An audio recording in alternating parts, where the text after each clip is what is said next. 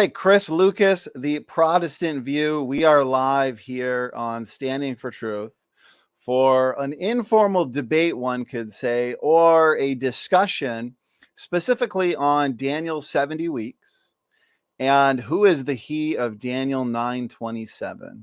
And Chris, you and I are both extremely interested in the topic of eschatology, and so I appreciate you being here and essentially bringing your specific view of historicism into the debate octagon. As my audience understands, I hold to the futurist, pre-mill, post-tribulation, pre-wrath, eschatological position. And so I'm really looking forward to having this discussion. Chris, I am used to engaging and debating those from your pre-tribulation rapture and preterist persuasion. And so I'm really excited to engage in a scholarly discussion with you on the topic of historicism. To the audience, I understand this is a late night eschatology showdown. It is Friday night. And so I assume that most of my audience are Friday night debate party animals. And so it looks like we still have a decent chat even at this time. Chris, why don't we kind of hand it over to you? A little bit about yourself. It is your first time here on the program. So give us a brief introduction, plug your channel a little bit for anybody who would be interested. And then we'll do, some brief opening statements. So Chris, again, thanks for doing this. All right. Yeah. Thank you for having me on. So anyway, I got a channel called Chris Lucas, the Protestant View Live. Now I'm letting people know that I'm not saying that I have the Protestant view.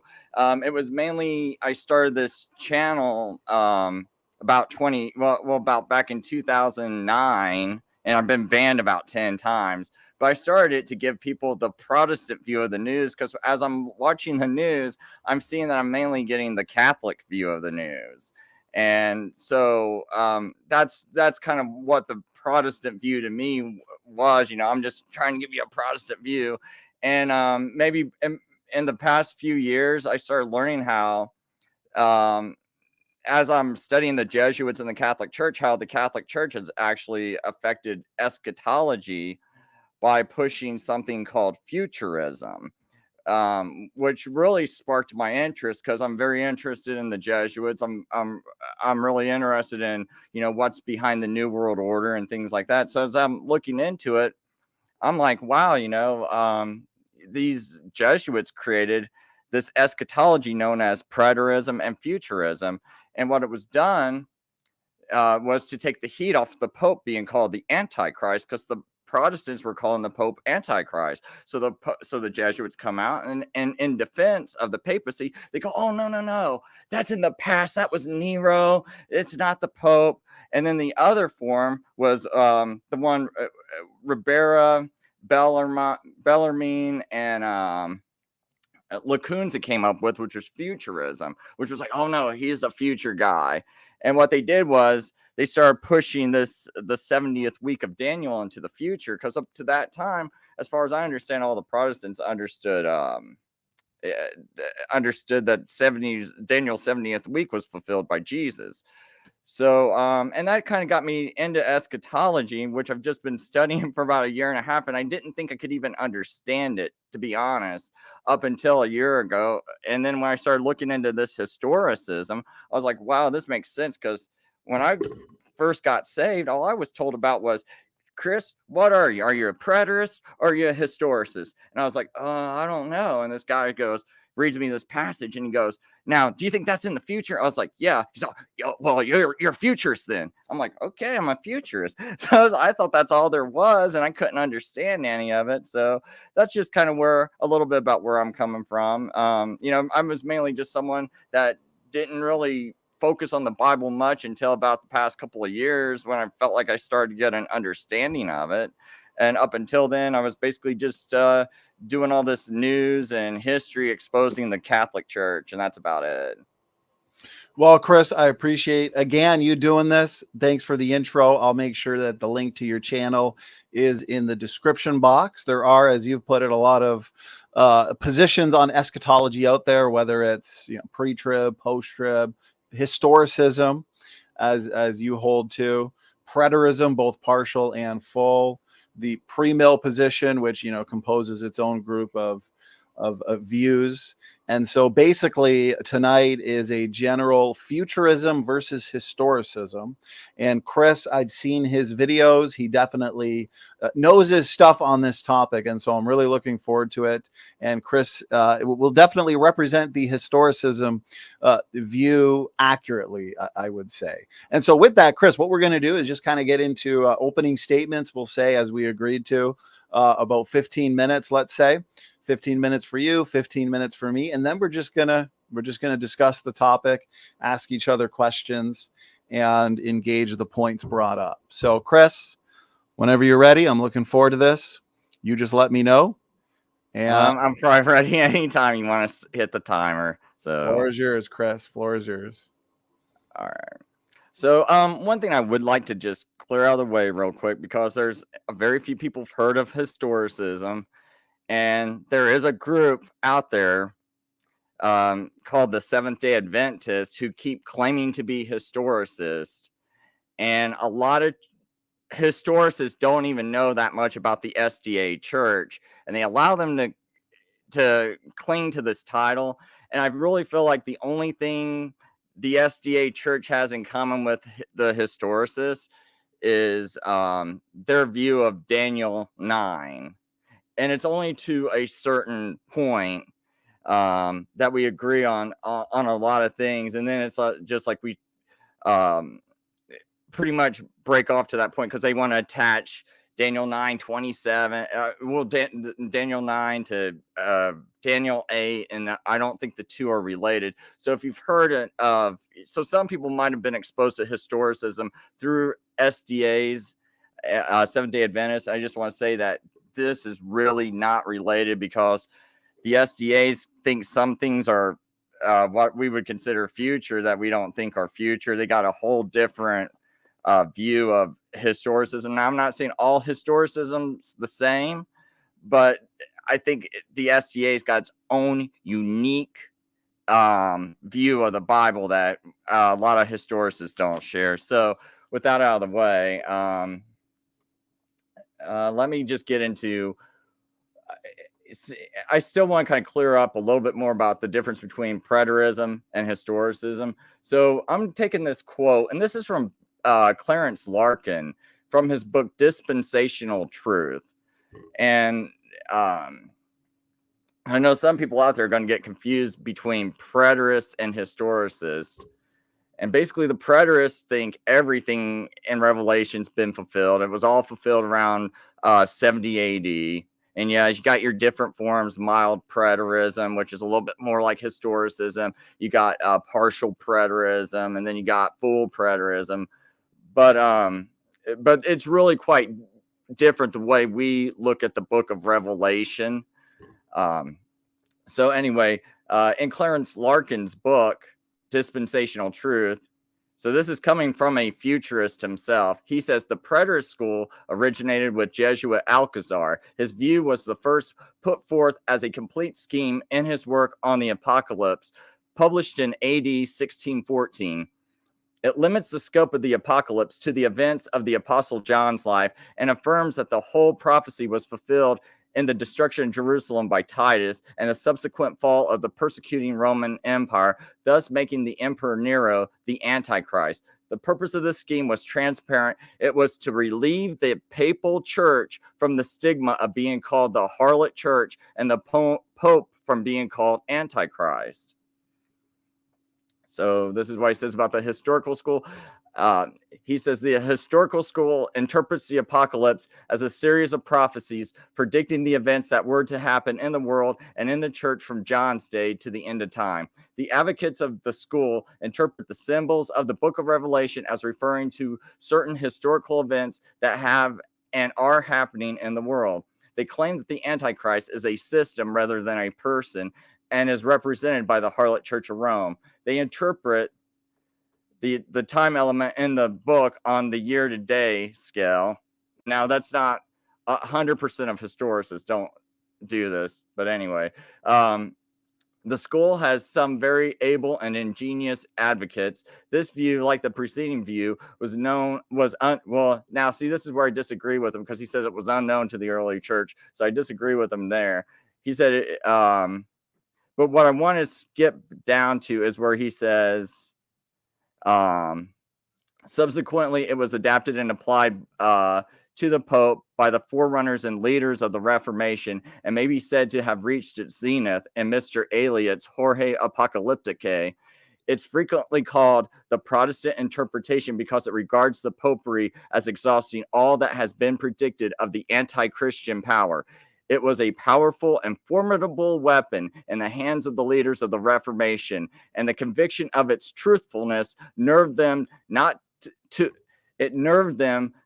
to love not their lives unto death. It was the secret of the martyr heroism of the 16th century.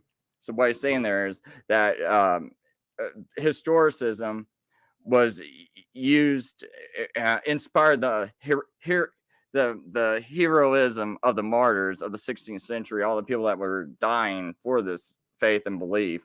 Now, the Futurist school, now remember, Clarence Larkin's a futurist. The Futurist school interprets the language of the apocalypse literally, accepts such symbols as named as such, and hold that the whole book from the end of the 3rd chapter is yet future and unfulfilled. And yes, I realize not all futurists, he's just saying in general. And that the greater part of the book, from the beginning of chapter 6 to the end of chapter 19, describes what shall come to pass during the last weeks of Daniel's 70 weeks. In its present form, it may be said to have originated at the end of the 16th century with Jesuit Ribera, who actuated the same motive as Jesuit Alcazar, sought to rid the papacy of the stigma of being called Antichrist, and so referred the prophecies of the apocalypse to the distant future. This view was accepted by the Roman Catholic Church and was for a long time confined to it, but strange to say, it has wonderfully revived since the beginning of the 19th century among Protestants. The future interpretation of Scripture is the one that's employed in this book. So I just want you to know, a futurist author that many refer to, Clarence Larkin, even he reiterates what I said earlier about the Jesuits creating futurism and preterism. So now to just kind of basically kind of go over my view real quick for Daniel's 70th week. I believe this he in Daniel 9:27 is Jesus Christ, and I would read it as, and he, Jesus Christ, shall confirm a covenant with many for 1 week, and in the midst of the week he shall cause the sacrifice and oblation to cease. How does he do this? He does this by his sacrifice on the cross. And for the overspreading abominations, he shall make it desolate, even until the consummation determined shall be poured out upon the desolate. And I'm reading from the Geneva Bible in 1599. And one thing I want you to notice is the footnotes. So right here for Daniel 9:27, what do these footnotes say? It says, by the preaching of the gospel, he confirmed his promise, first to the Jews and after to the Gentiles. Christ accomplished this by his death and resurrection. And the last part of the verse, meaning that Jerusalem and the sanctuary shall be utterly destroyed for the rebellion against God and their idolatry, or as some read, that the plague shall be so great that they shall be astonished at them. So just to let you know, like, this isn't like some crazy new view, that I'm throwing out here to everybody. This is something that was shared by most of the Protestants, well, all the Protestants that I know, Martin Luther, John Huss, the guy who wrote Fox's Book of Martyrs, just about every Protestant I can think of shared this view. So, and then just to get into some details, this is why some confirmations that I see that tells me that this is the right prophecy, or this is the right interpretation. We start with oh, sorry, man, my mouse is going a little crazy. We start with the verse 24, 9. in Daniel 9, we start with verse 24. 70 weeks are determined upon thy people and upon thy holy city to finish the wickedness and to seal up the sins and to reconcile the iniquity and to bring in everlasting righteousness and to seal up vision and prophecy and to anoint the most holy. So this is everything that's going to be encompassed in the 70 weeks. So the part of the reason why I don't see this he in 927 as being the Antichrist is there's no mention of it in verse 24. Everything that's laid out in verse 24, there's nothing that has to do with Antichrist in it. So and then it's like verse 25 says, "No one therefore and understand that from the going forth of the commandment to bring again the people and to build Jerusalem until Messiah the Prince shall be 7 weeks, 62 weeks, and the street shall be built again, and the wall even in a troublous time." And then we got in the verse 26, it says, "And after," so keep in mind this word after, "and after 62 weeks shall Messiah be slain, and shall have nothing. And the people of the prince that shall come shall destroy the city and the sanctuary, and the end thereof shall be with a flood. And unto the end of the battle it shall be destroyed by desolations." And so we see this word after. So what's happening after these 62 weeks is 62 weeks. So 62 plus the 7 weeks up here, we get 69 weeks. So what happens after 483 years? That's this final week right here. After the 69 weeks, this right here to me is detailing what's happening. So, and who's this he? Well, I got to look up here because there was nothing else mentioned but Messiah. There's in a prince, but it says the people of the prince, which in the 1611 King James, prince is capitalized. So it seems like they're referring to Messiah. And when you look into the Young Interlinear, which I hope I had that up here already. Shoot. I do need to bring up the Young's Interlinear, so I'm sorry. Young's literal translation. Sorry about this. I thought I already had it up on the screen. It might take me a second. But I think we get like some clear wording in there too. Just to kind of confirm how I'm interpreting this. So it says, and thou dost know, and dost consider wisely from the going forth of the word to restore and build Jerusalem till Messiah the leader, and they got leader capitalized, is 7 weeks and 62 weeks. The broad place hath been built again, and the rampart even in the distress of times. And after 62 weeks, cut off is Messiah, and the city and the holy place are not his. The leader who hath come doth destroy the people, and its end is with a flood, till the end is war, determined are desolations. And again, so it's the city and the holy place are not his. And to me, I think this is a divorce from the Messiah because they rejected Messiah. And the leader, being Messiah, doth come to destroy the people for the rejection of him. And that's why I think is all kind of contained down here too. He strengthened the covenant with many for 1 week. In the midst of the week, he calls sacrifice and oblation to cease.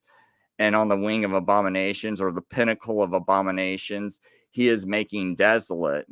So he's going to make this desolate because of their rejection of him and their continued sacrifice, even until the consummation. That which is determined is poured out on the desolate one being the Jews in Jerusalem for rejecting him and committing these abominations. Now, up here, how much more time do I got, Donnie? Good question, Chris. You got a couple minutes. I'd say 2 minutes. Because I kind of want to get to this Ezra's decree too. Because the decree I go by is this decree in Ezra. Now I don't got the right verse up here or chapter. It's this chapter 7. Is this decree by Artaxerxes? I'm trying to figure out how I'm going to speed through this. But anyway, I'll just go down to verse Ezra 7:21, and it says, I, Artaxerxes the king, make a decree of all the treasurers in the province beyond the river, whatever Ezra the priest, the scribe of the law of God of heaven, requires of you, let it be done with all diligence. And then he gives them all this money, wine, and everything to do all this. And he says, whatever is decreed by the God in heaven, let it be done in full for the house of God of heaven, lest his wrath be against the realm of the king and his sons. We also notify you that it shall not be lawful to impose tribute, custom, or toll on anyone, the priests, the Levites, the singers, the doorkeepers, the tent servants, or any of the servants of the house of God. And you, Ezra, according to the wisdom of your God that is in your hand, appoint magistrates and judges who may judge all the people in the provinces beyond the river, all such as know the laws of your God, and those who do not know them you shall teach. And whoever will not obey the law of your God and the law of the king, let judgment be strictly executed on him, whether for death or for banishment or for confiscation of his goods or for imprisonment. Blessed be the Lord, the God of our fathers, who put such a thing into the hearts of the king, to beautify the house of the Lord that is in Jerusalem, and who extendeth to me his steadfast love before the king and his counselors, before all the king's mighty officers. So basically, I believe this is the decree that was given to Ezra. And trying to find this exact. But basically, man, I wish I would have did this organized this just a little bit better.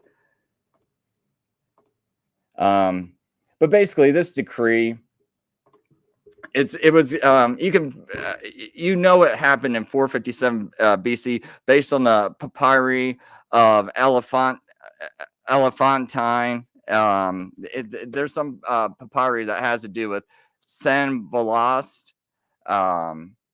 And anyway, they're able to date this to 407 BC, and from it they can look at the writings and how the Jews kept dates, and they understand that the Jews kept a fall-to-fall calendar, and so they're able to 100% pinpoint the date of this decree of Artaxerxes to 457 BC.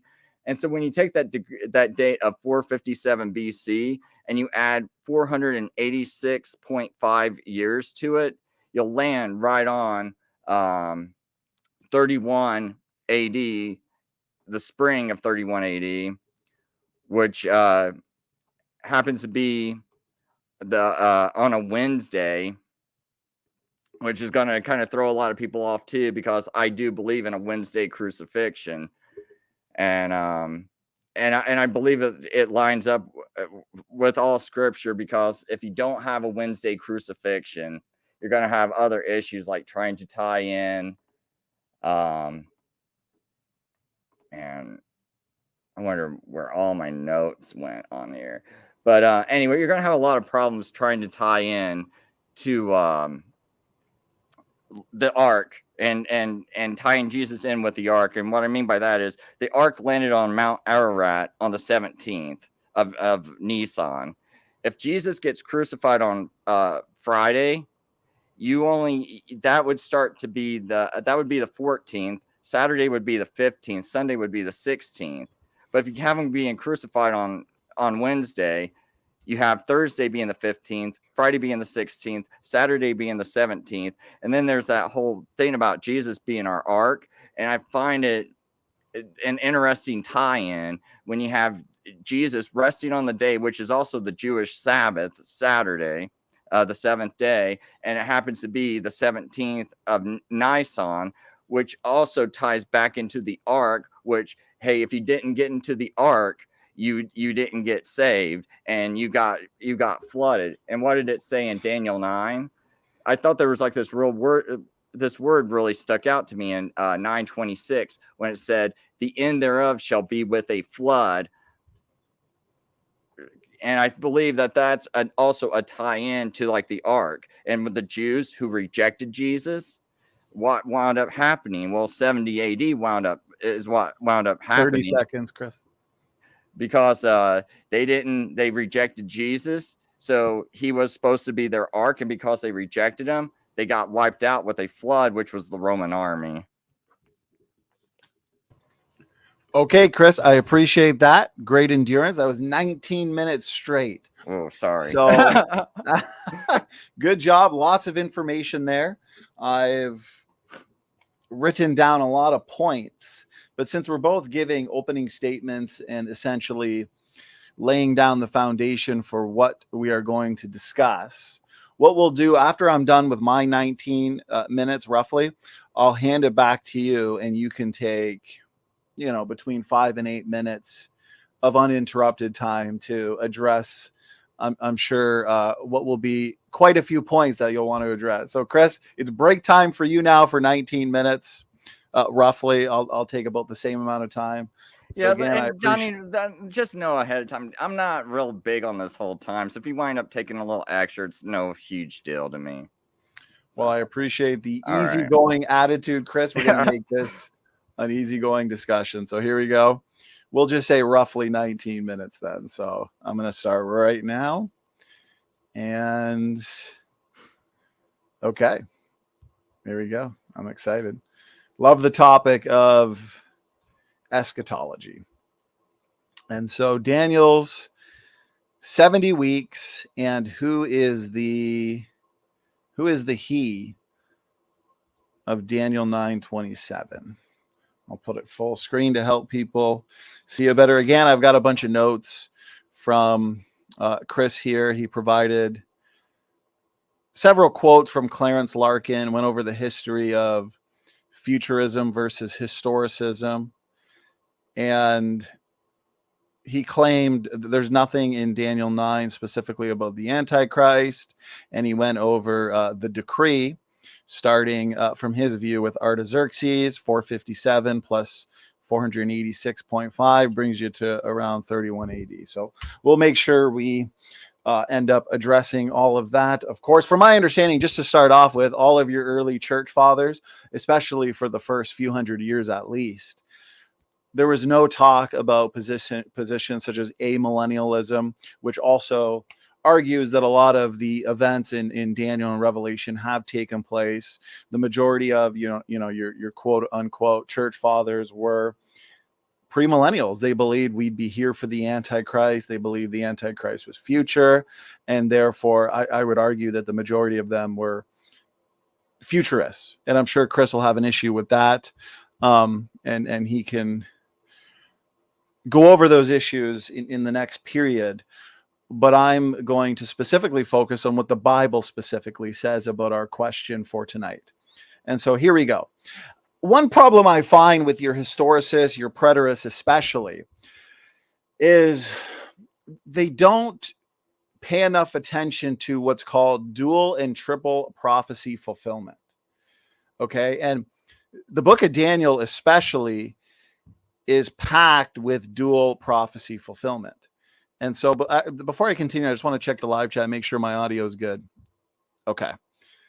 So the book of Daniel is packed with dual and even triple prophecy fulfillment. And so a lot of what we see in Daniel, especially with Daniel 8 and Antiochus Epiphanes and how he took away the daily sacrifice, he set up a statue of Zeus, he sacrificed a pig on the altar. Daniel 11, we see the prophecy of Antiochus Epiphanes. We see the prophecy dealing with, the king of the south, the king of the north, and all these events that are taking place that did happen. But remember, there is a dual prophecy fulfillment, oftentimes a triple prophecy fulfillment, where a lot of these things happened on a minor scale, in a localized manner or sense. But they will also happen again in a more grand scale or a worldwide sense. And that's why we see Daniel 12:4, for example, but thou, O Daniel, shut up the words and seal the book, even to the time of the end. Many shall run to and fro, and knowledge shall be increased. We are currently in the time of the end. And so it wouldn't make any sense that all of the events of Daniel have occurred in the sense that their immediate fulfillments were the only fulfillment. No, we can't ignore what is found all throughout the scriptures, these dual and triple prophecy fulfillments, where you have shadow fulfillments, partial fulfillments, and immediate fulfillments, but you also have a more dramatic fulfillment in the end time, which Daniel 12:4 iterates here, even to the time of the end. Daniel 12:9, go thy way, Daniel, for the words are closed up and sealed to the time of the end. So a lot of time your historicists and your preterists, when they debate futurists, and a lot of futurists fall into this trap as well, they treat this debate like it is a Pepsi versus Coke, black versus white issue. It's more sophisticated than that. It's not as shallow as they make it out to be, because, and especially your preterists, they'll say these events in Daniel, they happened, and that's it. Nothing more to see here, folks. But they ignore the fact that Jesus in Matthew 24 talks about an abomination of desolation. But wait a minute. We know an abomination of desolation happened in 2nd century BC with Antiochus Epiphanes, which was before the birth of Christ. And then we have the book of Revelation, which talks about another abomination of desolation in Revelation 13 with the great image, except this time the image can speak. It is alive in the sense that what we are looking at, technology speaking, something like a hologram. And if people don't worship that beast or take the mark, for example, they will be killed worldwide. That did not happen in 2nd century BC.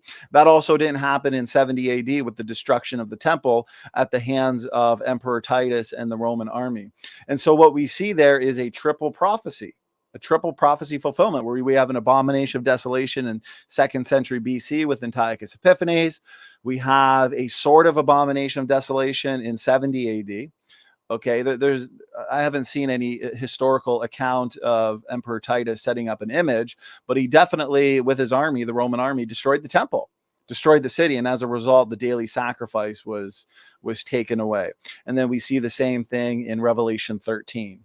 And so to claim everything in Daniel has taken place and the immediate fulfillment is all there is to see is, again, to ignore your dual and triple prophecy fulfillments, where, yes, these events have happened in a localized manner, and they are going to happen again. The world works in cycles. God works in cycles. There's nothing new under the sun.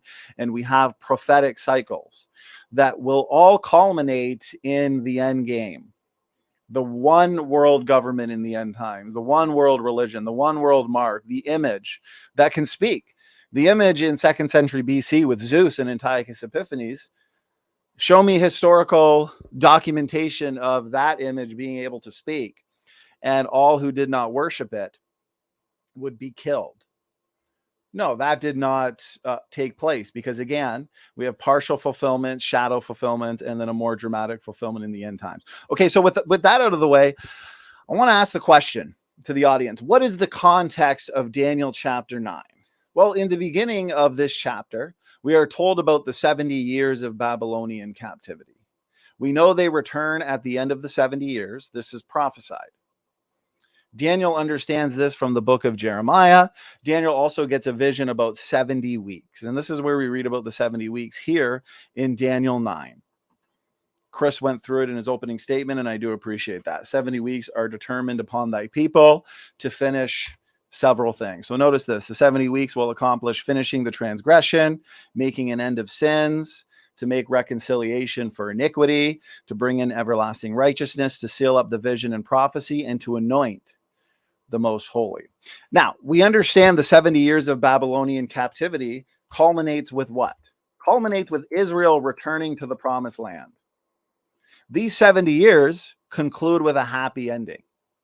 Now, the 70 weeks, on the other hand, not to be confused with the 70 years of Babylonian captivity, ultimately culminates with believers in the promised land for the millennial reign of Jesus Christ. The 70 weeks ends with a resurrection of the dead. And this resurrection is composed of all saints of all time who will rule and reign with Jesus Christ for 1,000 years, when all of spiritual Israel shall be saved. Now, you should probably recognize this beautiful shadow fulfillment, with the 70-year captivity being the shadow fulfillment and the 70 weeks being the literal, more dramatic fulfillment. The 70 weeks ends with a literal kingdom.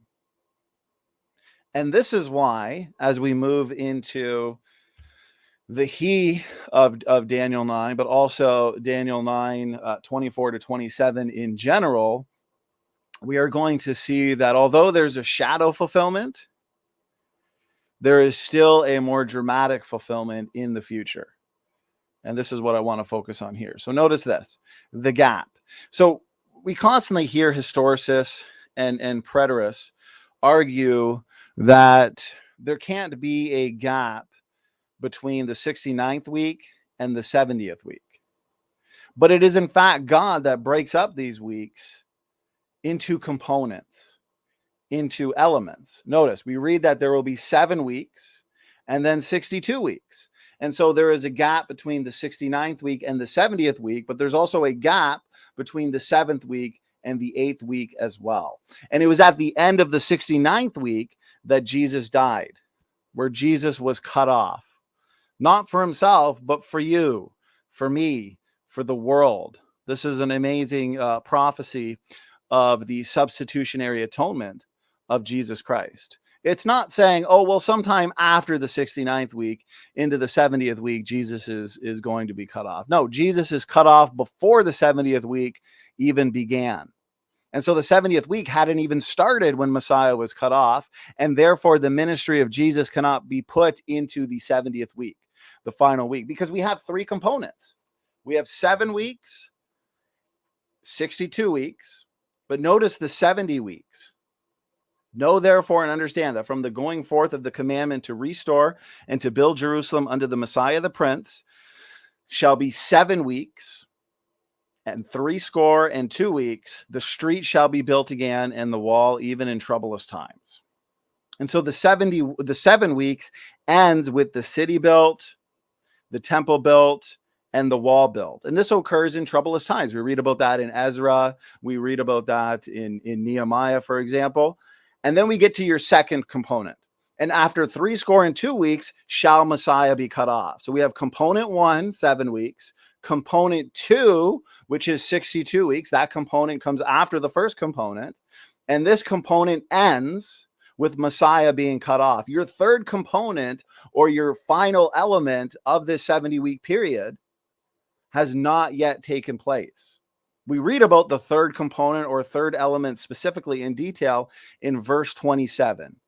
And he shall confirm the covenant with many for 1 week. And the question is, who is that he? So recap real quick. These weeks come in 3 phases. They are made up of 3 components. The gap is necessary in order that they did not know exactly when Christ would come and die on the cross for our sins. This would have been giving them far too much information, which makes it a what? A self-fulfilling prophecy. The point of this verse is to let them know, and us, that these things are going to happen. There are going to be 70 important weeks of prophecy that these specific significant elements will happen. Just looking at my time here. Okay. Got about 6 or 7 minutes left. So what is the 7 weeks? Again, your first component, getting the temple wall and street built. It took time to build the temple wall and street. Of course, that makes sense. 7 times 7 is 49 years. Daniel 9:25. The 7 weeks ends with everything being built. Christ dying, Messiah being cut off, ends with 62 weeks. Now we have the proclamation. And so there's a debate. There's an ongoing debate. Does the proclamation or the decree, and therefore the counting begins either with Cyrus, king of Persia, King Cyrus, who was predicted in the Bible to come about and make this decree, or Artaxerxes. And so Artaxerxes is the position that Chris Lucas specifically holds to, and so we will deal with that a little bit later. 70 weeks are determined upon thy people. So again, the 70 weeks are broken up. The Bible breaks this up for us.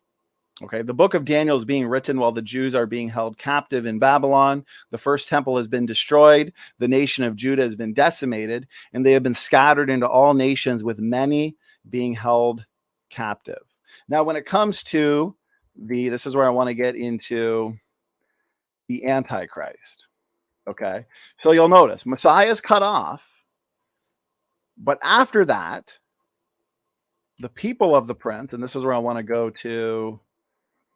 Okay, verse 26. And after 62 weeks shall Messiah be cut off, but not for himself. So here's the substitutionary atonement. He was cut off at the cross. He died, he was buried, he rose again. And the people of the prince that shall come shall destroy the city and the sanctuary, and the end thereof shall be with a flood, and unto the end of the war desolations are determined. Okay, so the question is, what is the immediate antecedent? Is it Messiah, as Chris is pointing out, or is it the prince, as in the people of the prince? And so if we move our way back to Messiah, that ignores the fact that we have the prince, the people of the prince, after that, which is right before. Any pronoun has an antecedent, so we know who's being talked about. Because if I were to just come up to you and say, you know what, he is good at baseball, you would ask, who's good at baseball? It wouldn't make any sense because I didn't tell you who the he is. But if I were to say, Bob likes baseball and he is good at baseball, well, now you know that it's Bob that I'm talking about. And this is an amazing fulfilled prophecy when we understand this in the shadow sense, but also the more immediate fulfillment in the end times. And he shall confirm the covenant with many for 1 week. And in the midst of the week, he shall cause the sacrifice and the oblation to cease. Well, we actually understand that from 66 AD to 73 AD, which is after Jesus Christ is cut off. And therefore we have a gap anyways in the shadow sense. We have a gap from about 31 or 33 AD, whatever position you hold, to 66 AD when that war starts. This isn't coincidence, guys. This war was exactly 7 years, from 66 AD to 73 AD. And right in the middle of that war, right in the midst of the week, and notice this, and in the midst of the week, he shall cause the sacrifice and the oblation to cease. Right in the middle of that war, Emperor Titus, the prince, and his people, the Roman army, came in, destroyed the temple, destroyed the city, and as a result, the sacrifices were stopped in the same way that in 2nd century BC, Antiochus Epiphanes stopped the sacrifice and set up an idol. And so the person taking away the sacrifice is the person setting up the idol. So we've seen here the 7 weeks, the 62 weeks, but there's even a gap between 31 and 33, whatever position you hold, and the 70 AD when the temple is destroyed. And so this Jewish-Roman war started in 66 AD and ended in 73 AD. This war lasted 7 years, and the sacrifices ceased right in the middle of the war, roughly 3.5 years in. This is all predicted. The rebuilding of Jerusalem and the temple are predicted. The Messiah being killed, not for himself, is predicted. The burning and destruction of Jerusalem and the temple are predicted. And the war itself, that the burning and destruction of Jerusalem and the temple will occur in, is predicted. This war lasts 7 years, and in the midst of it, the daily sacrifice is taken away, and Jerusalem will be left desolate. This is all predicted and fulfilled perfectly. So notice here, first Jewish-Roman war. Here's some historical records of it, or some citations. The first Jewish-Roman war, 66 to 73 AD, sometimes called the Great Jewish Revolt. 66 to 73, right in the middle of that war, is when Titus and his Roman army destroyed the temple. So notice here, 70 AD, during the siege of Jerusalem, Titus and his Roman legions breached the city. This is an amazing fulfilled prophecy to a T, this 7-year war, which happened after that second component where Messiah is cut off. Not for himself, but for you, for me. Notice, Jerusalem was destroyed by the Roman Emperor Titus, just as Daniel 9:27 says. Titus was the one who destroyed Jerusalem and made it fall. Again, Titus had returned to Rome in 70 AD after he conquered Jerusalem. He was given a triumph or a military celebration for his victory, the people of the prince. And so let's compare, guys. Who is the he? Well, Daniel 8, because Chris said, and I've got exactly 1 minute and 30 seconds, I'll wrap it up here. Chris said there's nothing in Daniel 9 that talks about the Antichrist. Well, the problem is you can't just read Daniel 9. You have to read the context. You got to read Daniel 8, Daniel 7, Daniel 10, Daniel 11, Daniel 12. And here's one example. In my rebuttal, I'll go over more. Daniel 8 talks about the little horn. In terms of the immediate fulfillment, we're talking about Antiochus Epiphanes, who's a type of Antichrist. What he does, the Antichrist does. Because remember, we have the shadow, one could say, Antichrist, and then we have the final Antichrist in the end times. By who? By him, the daily sacrifice was taken away, referring to Antiochus Epiphanes. But when you understand dual and triple prophecy fulfillment, the Antichrist in the end times, we have them side by side. Daniel 9:27. Daniel 9 comes after 8. God expects you to understand. God expects you to have read Daniel 9 in its context, and therefore Daniel 8. See, the book of Daniel, you can split it right down the middle, where you've basically got a chronology from Daniel 1 to 6, and then a second chronology from Daniel 7 to 12. And so it's important to read 7, 8, 9, 10, 11, 12, so you know what's being talked about. And so it talks about the people of the prince, and then it talks about, and he, the antecedents, the prince, not Messiah, and he shall confirm the covenant with many for 1 week. But Daniel 8 talked about how the little horn, Antiochus Epiphanes, and the Antichrist is the one taking away the daily sacrifice. You should understand that. In my rebuttal, I want to talk about Antiochus Epiphanes. I'm going to give Chris Lucas about 8 minutes to respond in just a couple minutes here. Last thing I want to say is the reason why the ultimate fulfillment of Daniel 9 cannot be Titus, the 7-year Jewish-Roman war. Okay, that was a shadow fulfillment, yes, and the destruction of the temple in 70 AD. The reason why this can't be the case, although it is an amazing shadow fulfillment, is because we know that the 70 years ended with what?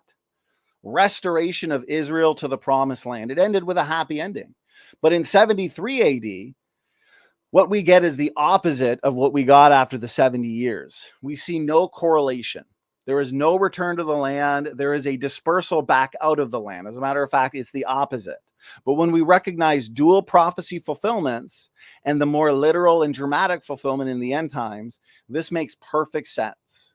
Since we have the Antichrist in the final 7 years of history before the millennium.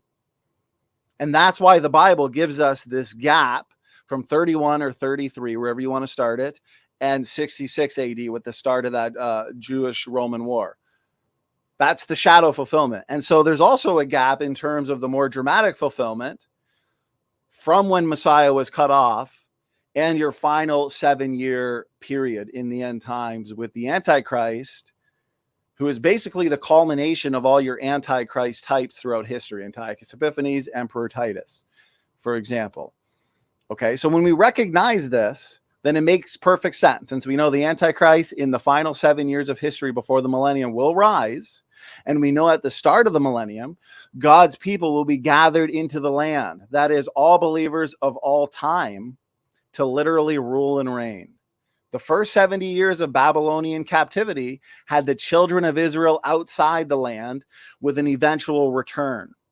The 70 weeks requires a gap, since there is a gap between the first coming and the second coming and the millennium.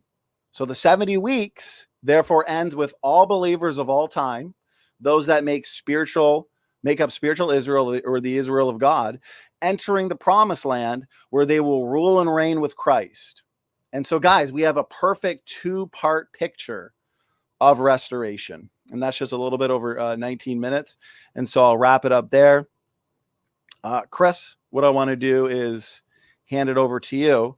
Since a lot has been said on my end and your end, and time flies by, take about, let's say, 8 minutes, uninterrupted time, address whatever you want. I'll do the same, and then we'll kind of just go point by point. Chris, go ahead.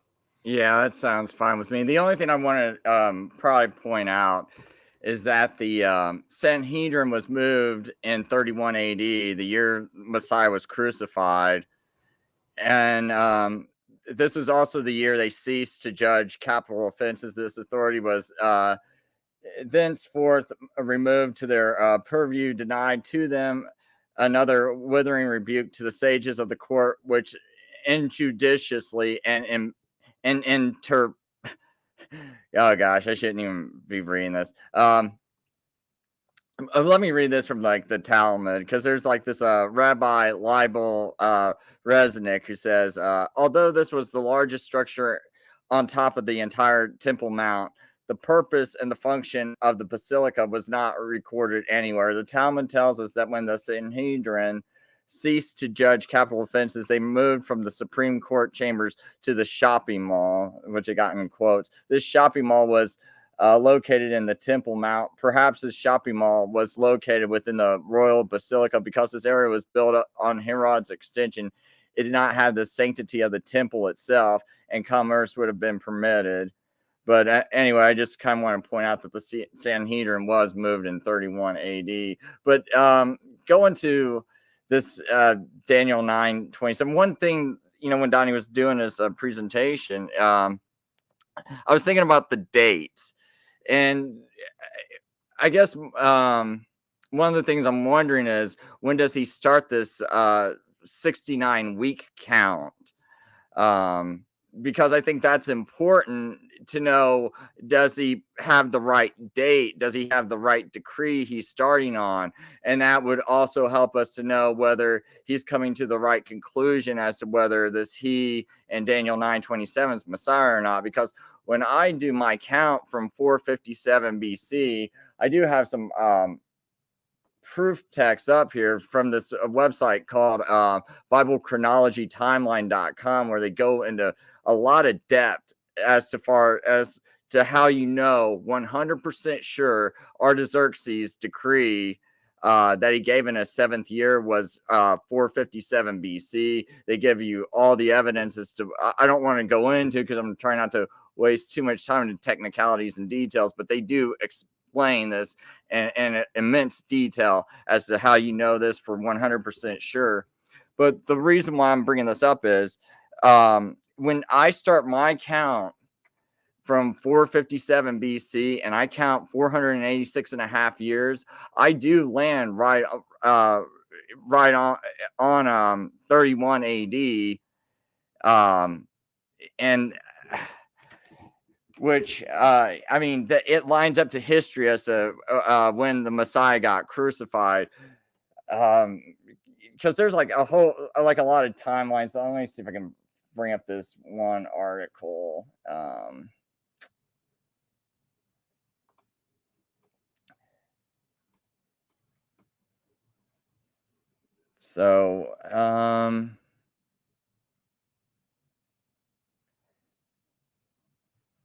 Just excuse me for not having all this already set up. Okay, so this article Take says your time, Chris. No rush. 30 years prior to AD 27 would place Christ's birth sometime in the autumn of 4 BC. Luke, 2nd chapter of Luke, verse 8, also suggests the birth of Christ was sometime in autumn, not in the middle of winter. At Christ's birth, Luke reveals shepherds were still abiding in the field, keeping watch over their flock by night. Anciently, the Jews sent their sheep out into the deserts in the early spring and brought them back in at home at the time of the first rain, usually sometime in October. No flocks were in the field anywhere near December 25th. So I just want to skip down to here. We also know from the Bible that the birth of Jesus corresponded with a decree from Caesar Augustus. So this is Luke 2nd chapter, verses 1 through 7. This decree calls Christ to be born in Bethlehem. The Chronicle of John Malalas, translated by Matthew Spinka in 1940, states, in the 39th year and on the 10th month of his Caesar Augustus' reign, he commanded the taking of a census of all the lands. It would have been the year 5 BC in the month of July when he issued this decree. This actual consensus was taken the next year in 4 BC, as many historians verify, including Suidas. While Christ was born after the decree of Augustus, he was born before the death of Herod. And the last year of Herod's reign was from April 4 BC to April 3 BC. Josephus records an eclipse of the moon before the death of Herod.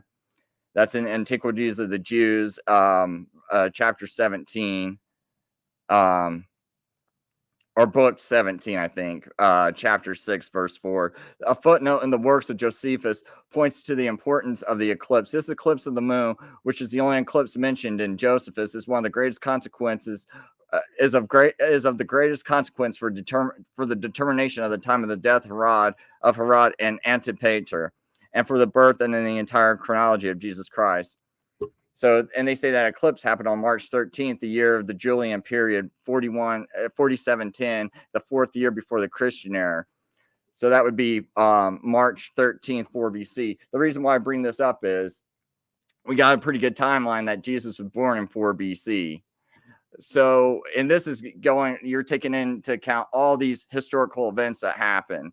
So I'm not just taking this decree at random and then just going, okay, 486 years, 486.5 years later, Jesus Christ is gets crucified on a cross. No, I have to make sure, okay, Jesus had to be about 30 when he got baptized. Okay, so that would place his baptism sometime around maybe the fall of 27 AD. Okay, so now if we go back to 4 BC, that's 30 years you're going back. So from 4 BC to 27 AD, Jesus would be 30 about that time. So if he gets baptized and Jesus's ministry is 3.5 years, well, that places his crucifixion in the spring of 31 AD. So I'm taking all these dates and making sure they match up. So I'm not just picking some random decree, adding it up, starting here, and just being like, yep, 31 BC, I win. It's like, no, you can't do that. Just because that's around about the area and everything, you got to make sure it matches up with all history. And so I at least have a decree and a starting point for this prophecy. So I'm not just randomly landing on 31 AD and declaring myself, I must have it right. I'm also making sure I'm careful and taking into the account the reign of Tiberius Caesar, making sure that doesn't conflict with anything. When did Pilate get put into office and all these things? When was the rebellion of Sejanus, which happened in 31 AD? And all these things play a factor into the timing of the crucifixion of Jesus Christ. So I'm making sure that all these dates add up. And I guess my thing with Futurist is, where do you start this date and what's your evidence for that date starting there? Because at least when I start at 457 BC and the fall, I can go right to there and go right there, bam, this middle of the week, it just happens to of the 70th week, it just happens to land right where it needs to land, to where Jesus is born on the right day. It matches up to historical events, and it matches up to the right time in the past. And so I guess that's probably one of my biggest concerns, is just that everything's got to match up, and then it's like, there's things also like, okay, I'll let this be my final point too. Because I think this is a pretty important point. Chris, if you need a couple extra minutes, just take if it's over, I can just stop right here. No. You've still got take another 2 minutes just so we're that's all. Right up on equal time. Take your time, no rush. All right. So I guess, and my final point is, it's like the year you pick, it's gotta land on something that's gonna match up to Scripture. Jesus did say in Matthew 12 verse 40 that he's going to give you the sign of Jonah, the prophet. He's going to be in the grave for 3 days and 3 nights. Well, you can't get 3 days and you can't get 3 nights out of a Friday crucifixion. You get, you got Friday night and you got Saturday night, but he was out of the grave. I mean, by all accounts, while it was still dark, Sunday morning, right? At the very least, he was out of the grave by then. I think he was out of the grave earlier than that, but at the very least, he's out of the grave by then. So you can't even have 3 days and 3 nights if you have a Friday crucifixion. So you have to have it on a different day than Friday, or else Jesus is a false prophet. And I don't have that problem, because when I have a Wednesday crucifixion, I got Thursday, Friday, and Saturday. I got 3 days and 3 nights, and it matches up to 31 AD. And these dates from the Naval Observatory, these are 100% right, because in Jerusalem, it just happens to be the most perfect place you can see the crescent moon at its earliest. So if someone's trying to go, what's the earliest I can break a record on seeing a crescent moon with the naked eye? You would, if you were spring anywhere in the world, you'd probably want to be in Jerusalem, because it's the most ideal place to see it in less than 24 hours. So all these times, these are right on the dot, because if anything, you might be able to get an earlier date down here for this 33 AD. You might, if this Friday 9 a.m. is correct, if depending on the angle of the moon and everything, you might be able to get it to Friday. But that's about the only date on this whole thing that can be shifted. And I can go into detail about any of that. I do have, links I can share with anyone if anyone ever wants to know this information, just to save a little bit of time. But basically, in Jerusalem, in that time of year, springtime, you're not going to be able to shove these dates around at all, just because of where Jerusalem's located. It's the most ideal place to see a crescent moon less than 24 hours after the astronomical new moon conjunction. And I'll just leave it there. Okay, Chris, I appreciate that. Let me, I know this is a heavy topic. It's a technical topic. So taking a few extra minutes there is completely fine. And so I'll take, you took about 12 minutes. I don't think I'm going to need that much time. I'll take about 8, because I just want to essentially finish up on the he, and then I'll also begin a discussion on the decree topic. And so, okay, let me make sure I'm screen shared. Okay, here we go. Okay, so from what I've seen, I'll make a couple points. Let me just make sure that the audio is okay. Put it full screen so people can see the text easier. And all right, here we go. So this has been fun so far, Chris. I appreciate you, bringing these points and providing a sophisticated breakdown and model in terms of the historicist position that you hold to. And so, again, recap. Daniel 70 weeks is weeks of years, 77s, okay? So 70 times 7 is what? 490 days. Now, when it comes to the commandment to restore and rebuild Jerusalem, it could either be King Cyrus or Artaxerxes. And so since Chris spent most of his time on that, let's start with this first. And there is an ongoing debate on whether it was King Cyrus or Artaxerxes in terms of where we start the clock. Okay, and now in the first year of Cyrus, king of Persia, that the word of the Lord spoken by the mouth of Jeremiah might be accomplished, the Lord stirred up the spirit of Cyrus, king of Persia, and he made a proclamation throughout all of his kingdom. Okay, so Ezra specifically talks about building the house of God, while Nehemiah talks about building the wall of Jerusalem. So we have the temple built first, then the wall and the city.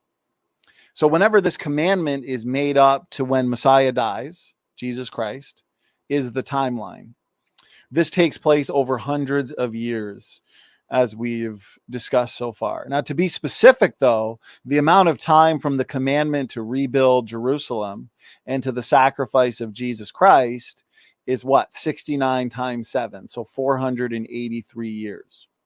Now, when it comes to King Cyrus, the dates of his reign, they vary. So you have to take these dates a little bit cautiously. Okay, you're going to want to account for some rounding errors. And so what we know is roughly around 539 BC is when King Cyrus may have begun to reign. And so 539 minus 483, it doesn't really take us to when that would be 56 years. So it doesn't really take us to when Jesus Christ was cut off, between 31 and 33.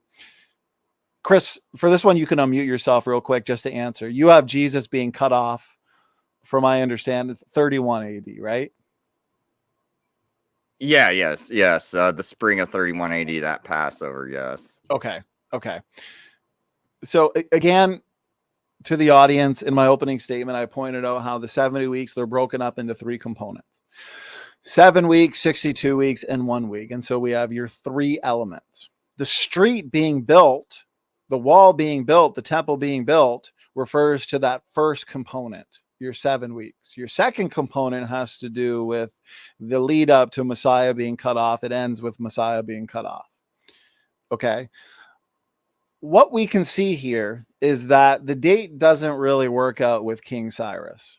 Although it says he made a proclamation throughout all of his kingdom, it makes sense that, we would start the countdown at King Cyrus. But maybe, as Chris Lucas has expounded upon, and I appreciate it, maybe the commandment to rebuild the wall in the city was with who? Artaxerxes the king, with the temple already being built. Would that be your position? Again, you can unmute, because I just want to make sure I'm representing everything accurately, Chris. So you'd have the temple already built, and now we're starting the countdown basically with the wall in the city with Artaxerxes in the month of Nisan. I have to go look back. I can't remember if the temple was completely built by that time, but all I know is that there's nothing about the temple being built in the verse 25. It just says to restore and build Jerusalem. There's no mention of a temple. That's why I personally skipped the Cyrus. So as far as Artaxerxes, since it says it's to rebuild and restore and rebuild Jerusalem, since Ezra's introducing all the laws back into the Jews and teaching them the commandments and all these other things and right practices, and they're having their own judges again and things like that. I look at it as the spiritual restoration of Israel also, or Jerusalem. Okay. So, I appreciate that. So Artaxerxes the king reigned in about 465 BC. Was that the number you went with? Yeah, well, this would be the 7th year of his reign would be 457. Yeah, when he gives that decree. Okay. Okay, so if we were to go with Artaxerxes instead. Now, why I'm going over these important points is because anybody who watched my opening statement would understand that I've got the 70 weeks, as God has broken them up into 3 phases, 3 elements, 3 components, 7, 62, and 1. Okay, and remember, Messiah being cut off was after your second component, the 62 weeks, which is your second component, okay? And so where I find this major difficulty arising from in terms of, whether it's King Cyrus that we started from, or is it Artaxerxes? And see, today we have the advantage of what's called hindsight, where we can retrofit the numbers. Okay. We can say, Jesus was cut off in 31. Some say 33. And 7 times 7 is 490 days. And so if we started with Cyrus, well, it doesn't really work out. If we started with Artaxerxes, it seems to work out nicely. But from all the calculations that I've looked into, there's a bit of what's called cooking the books, where you're kind of retrofitting it a little bit. I understand how you can make it work from Artaxerxes, although it seems to be, to make the math work out, there's again a little bit of cooking the books. But I do appreciate the way Chris kind of broke it down there. And so both positions, whether it be Cyrus. Now, if you notice with King Cyrus, though, he made a proclamation throughout all his kingdom.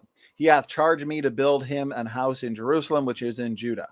And so the decree of Cyrus, as set forth by Ezra, contains the following elements. You can read through these. The Israelite people would be free to return to their homeland to engage this enterprise. That's going to take a little bit of time to get back, a little bit of time to build the temple. We know that the city, the wall, and the temple was built in troublous times. We read about this in Ezra and Nehemiah, a couple of the other books of the prophets. And so there was, some hindrance to it. And so it makes sense that this would be a roughly 49-year period. It is noted further that the timing of this decree was in accordance with the prophecy uttered in Jeremiah. So if you actually go to the passage here, notice, know therefore and understand that from the going forth of the what? The commandment to restore and to build Jerusalem unto the Messiah the Prince shall be 7 weeks. Well, when we read this passage, specifically in 2 Chronicles, we have King Cyrus who's making the proclamation throughout all of his kingdom. He hath charged me to build him an house in Jerusalem, which is in Judah. And so I think there's good justification for saying that the countdown begin with Cyrus or with Artaxerxes too. I think there's good points on both sides, but I think where the discrepancy is, why there's an ongoing debate, is because a lot of people are not recognizing the fact that we have your three components: 7 weeks, 62 weeks, 1 week. And so we have 7 weeks, a gap, and then we have 62 weeks, a gap, and then we have 1 week. And so that's why the numbers don't seem to at first match up perfectly. And so my question would be, if you want to note this one,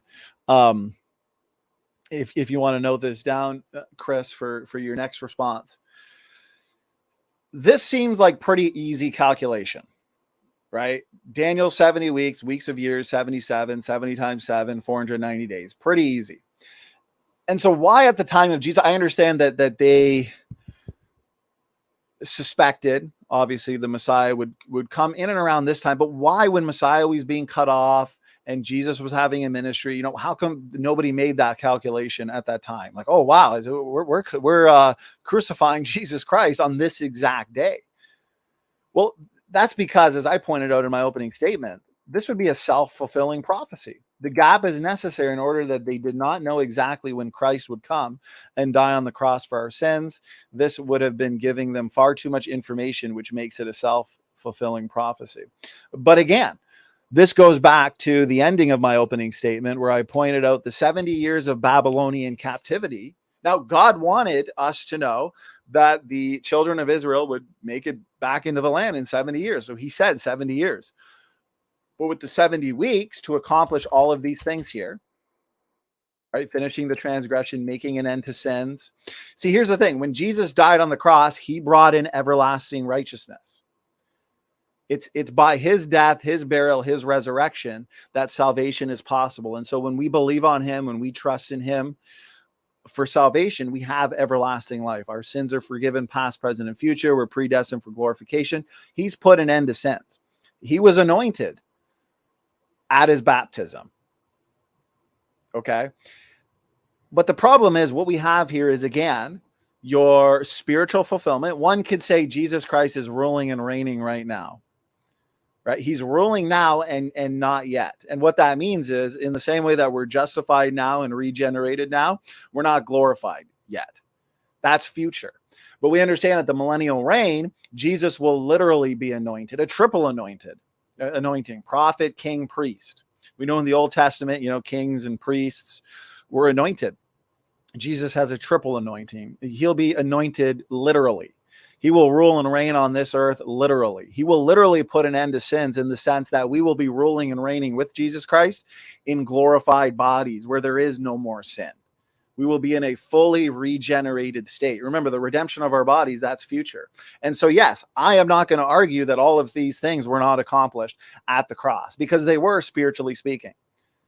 Jesus Christ is ruling and reigning right now in the hearts of believers. He's sitting at the right hand of the Father. But nobody in their right mind can say that he's ruling and reigning on this earth physically, not with all the murder, war, perversion, Satan roaming around like a lion seeking whom he may devour. The Bible talks about how he's the God of this world. He deceives. Paul talks about let no man deceive you. But in the millennial reign, which that final 7-year period, and a lot of these, preterists or historicists will say, we're 7 years in the end times. I mean, you'd have to be reading the book of Revelation blindfolded to not see 1,260 days, 1,290 days, 3.5 years, 42 months. I mean, it's all there. How come it's all broken up into halves of 7?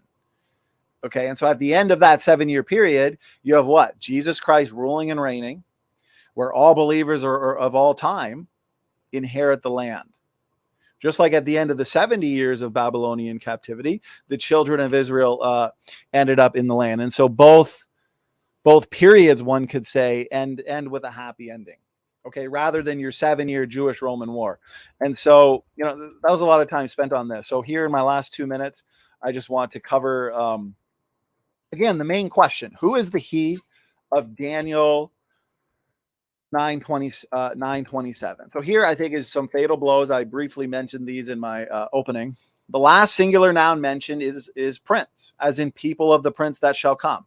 Therefore, prince is the antecedent to the he in Daniel 9:27.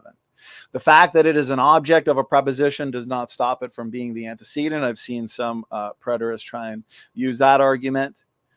Okay. Nonetheless, the strongest reason for why the he in Daniel 9:27 is what? The context. And so what you said, Chris, exactly, and I've got it in my notes here, is that there's nothing in Daniel 9 talking about the Antichrist. Well, again, you have that chronology from 7 to 12 where we have some of the most interesting prophecies in the Bible. And so we have to read Daniel 7, Daniel 8, Daniel 10, Daniel 11, Daniel 12. And so what do we find? Well, we find, which I've compared here, it is... Again, Daniel 8. By him, by who? By Antiochus Epiphanes, who does the same things that the Antichrist does. He takes away the daily sacrifice. Notice Daniel 12:11.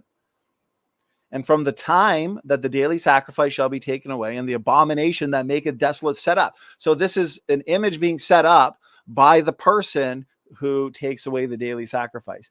And the devil, he tries to mimic the things of God. Just like in the end times, there's a false resurrection where, the beast receives a deadly wound to his head. He is not, as in he's dead.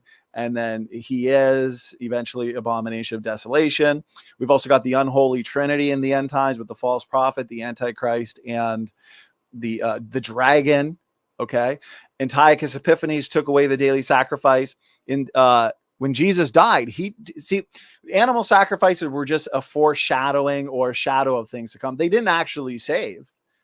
But when Jesus died and that animal sacrifice no longer did anything, he's the lamb slain from the foundation of the world. Okay. So it makes sense that the Antichrist then would want to mimic, since he's given power by the dragon, just like Antiochus Epiphanes is given power by the dragon. It says that his power is not of his own. It's not of his own because it's of the dragon. He's influenced by Satan. And so Antiochus Epiphanes took away the daily sacrifice. Jesus literally took away the daily sacrifice in the sense that those animal sacrifices don't save. They're wicked. They're an abomination. Jesus is the lamb slain before the foundation of the world, or from the foundation of the world. And so the Antichrist in the end times, when he steps foot into the temple, claims to be God. Just like Antiochus Epiphanes claimed to be God. I mean, that's exactly what his name means, God manifest. He took away the daily sacrifice. Emperor Titus destroyed the temple, the daily sacrifice was taken away. So it makes sense that the Antichrist in the end times, claiming to be God, will do what Jesus actually literally did, took away that need for daily sacrifices, take away that need for the Levitical priesthood, and he would take away the daily sacrifice, set up his image. You basically have to worship him. If you don't, you're going to be killed. And so here's the last thing I want to say: Antiochus Epiphanes and the end times Antichrist. Notice the similarities. This is where your dual and triple prophecy fulfillments come into play. Your immediate or shadow fulfillments, partial fulfillments, and then your more dramatic fulfillment in the end times. Antiochus Epiphanes, what did he do? He set up the transgression of desolation. He took away the daily sacrifice. He's the little horn in the Grecian period. He's a type of Antichrist in Daniel 8, minor scale. End times Antichrist does the same thing. Sets up the abomination of desolation, takes away the daily sacrifice. He's mentioned in Matthew 24, which is way after Antiochus Epiphanes. And he is the little horn of what? Daniel 7. Daniel 7, the little horn comes out of a different kingdom than the little horn of Daniel 8. Because the little horn of Daniel 8 comes out of the Grecian kingdom, your Seleucid Empire. Because once Alexander dies prematurely, that kingdom is broken up into 4 separate kingdoms. Antiochus Epiphanes comes out of the kingdom, the Seleucid Empire. Okay, so we have the minor scale versus the grand scale, and so it makes sense. Daniel 8 says the little horn takes away the daily sacrifice. Daniel 12 corroborates that. Daniel 12 comes after Daniel 9. Daniel 8 comes before Daniel 9. And Daniel 9 says he shall take away the daily sacrifice. So it fits like a glove. Anyways, I said a lot there. I appreciate your clarifying point, Chris. And so if you'd like, feel free to respond to whatever you'd like to. I'd love to hear your thoughts, especially on the the points that I've made in terms of the antecedent and also the correlation of Daniel 9:27 with Daniel 8 and 12. Chris, go ahead. Okay.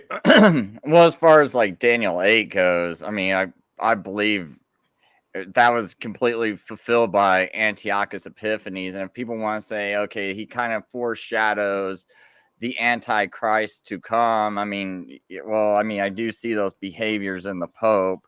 So I could see like a sort of fulfillment in the Pope, but like that's not to say that he fulfills those verses, like, because I know this gets kind of confusing to people as far as double and triple fulfillments and things like that. I just think Antiochus Epiphanes 100% fulfilled all that.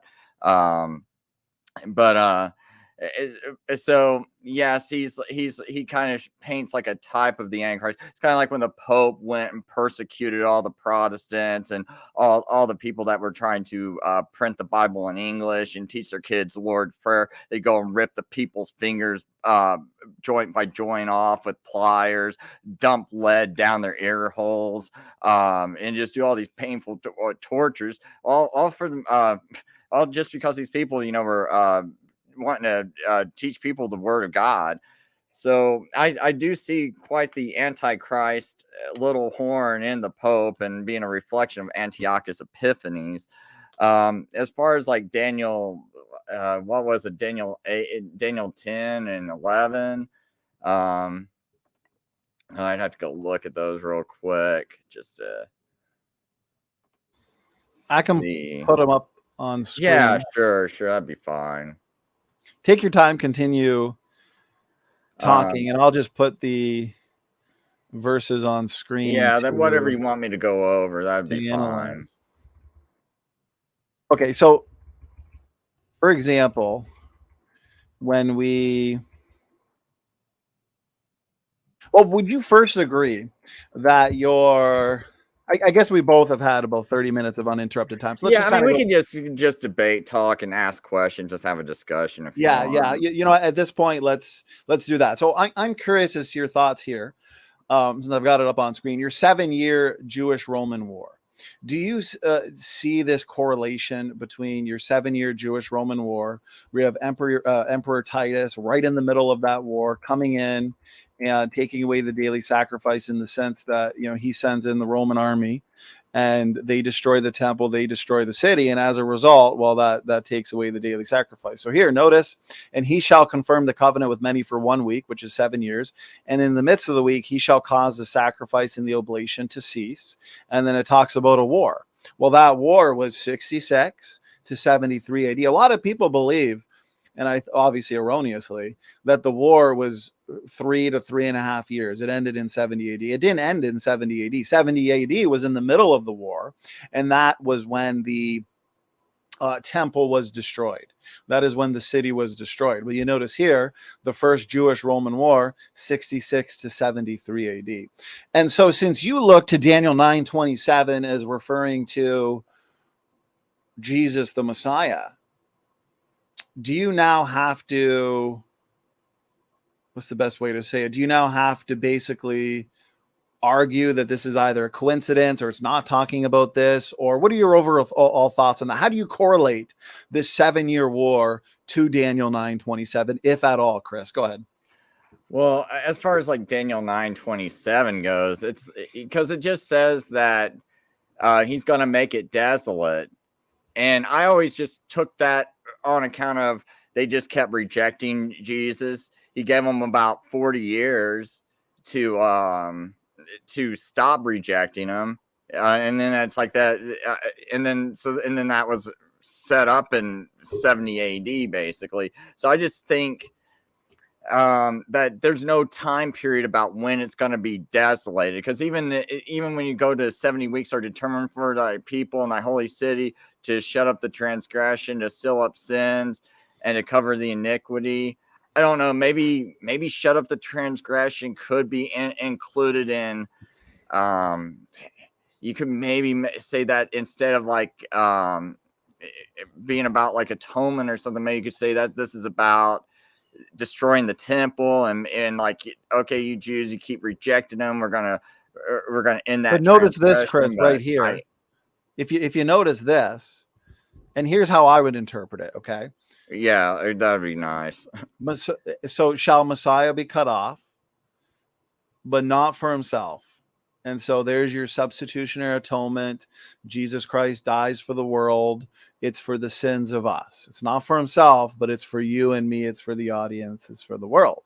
And so after this, which we understand that 7-year Jewish-Roman war happened after that, and the people of the prince that shall come shall destroy the city and the sanctuary. Well, history completely backs that up. I went through a number of sources earlier that talk about how Emperor Titus, Commander Titus at the time, he sent in the Roman army, his people, right? He was the prince at the time.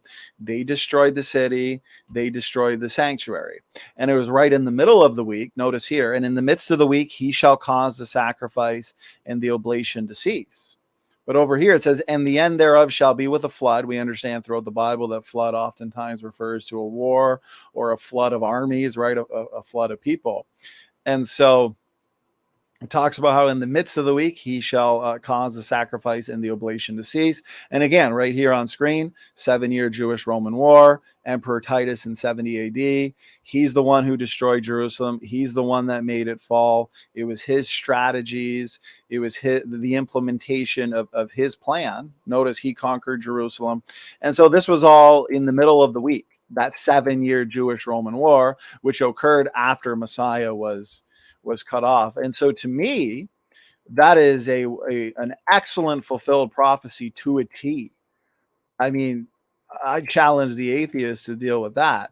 But it seems to me, since you are interpreting Daniel 9:27 differently as not referring to that 7-year Jewish-Roman war, do you therefore not see that 7-year Jewish-Roman war in here? And as a result, you'd have to basically say this was all a coincidence, right? That this was 7 years in the middle of the war, the sacrifice stopped. Yeah, but basically speak to that a little bit. How do you understand that, Chris? I don't know. It could be because he cut off this, because Messiah gets cut off this week. Now, I'm not saying that this is that this week was thrown into the future, because I don't think, because to me this prophecy, it says 70 weeks and all these things had to be determined. So all these things got determined within 70 weeks. But that 3.5, I just wonder if it kind of mimics the 3.5-year period that Jesus was cut off, and then it's like, so this 3.5 from what was it, like 66 AD to 70 AD? Right. If there's some kind of correlation with 73 was the full war. But wasn't everything pretty much devastated by 70? Well, 70 AD was when Commander Titus and his people, the prince and the people that shall come, they went in, they destroyed the temple. As a result, the sacrifices stopped, but the war itself didn't end till 73. Okay. And so that's why Daniel 9:27, we have 1 week, which is 7 years. It's in the midst of the week. In the midst of the week means that we still have some time after that, about 3.5 years. It's in the midst of the week where the sacrifice is stopped, literally, because remember, when Jesus was cut off, he stopped that need to sacrifice. It was all a foreshadowing anyways. These animal sacrifices, the Levitical priesthood, none of that saved. It was all a picture of the heavenly Jerusalem and the lamb that is Jesus Christ and his one sacrifice for all time. Okay. And so your Jews, though, they still sacrifice animals. That didn't save. That was an abomination. That was wicked. That was of the devil. And so Jesus predicted the destruction of the temple, the destruction by fire of the city. And this actually happened between 66 and 73. Okay. Here's my one question. When did whoever make a covenant with them before that time? And that's a good question. So that is where the dual and triple prophecy fulfillments would take place. Because yes, this was a shadow where we have Commander Titus leading the Roman army in this 7-year war. But where did he confirm a covenant? Well, this is where we'd see in the end times exactly what Antiochus Epiphanes did. Notice here in where he made, right down here, I got a bunch of slides on a covenant. Right? So a covenant or compact made between persons. What is a league? A league is a covenant. And so in where is it? As you know from Daniel 11, I believe it is. Yeah, I think it would have to be 11. It talks about how he makes a league. Right? Notice this. Daniel 11, and after the league made with him, he shall work deceitfully. And so league is just another word for covenant. Covenant is league. And so the Antichrist, being a type or shadow of the future Antichrist, he made a covenant. He made a league in 2nd century BC, in the same way that your future Antichrist, who does the same things, he's even controlled by the dragon, right? In Revelation, it talks about how the Antichrist has his power through the dragon. He's given his power through the dragon. Just like Daniel 8 talks about Antiochus Epiphanes. And so do you view Daniel 11 right here, verse 23, as Antiochus Epiphanes? Oh, yeah, being the yeah, one who makes the yeah. league? Okay, so how come it's such a stretch to say that Antiochus Epiphanes, who's a shadow of the Antichrist, does all the same things as the Antichrist? He was even called God manifest, in the same way that we see 2 Thessalonians, where the man of sin, the son of perdition, he goes into the temple, claims to be God, sits in the temple as God, claiming to be God. Well, we know he's not God. And we see that correlation as well in Revelation 13.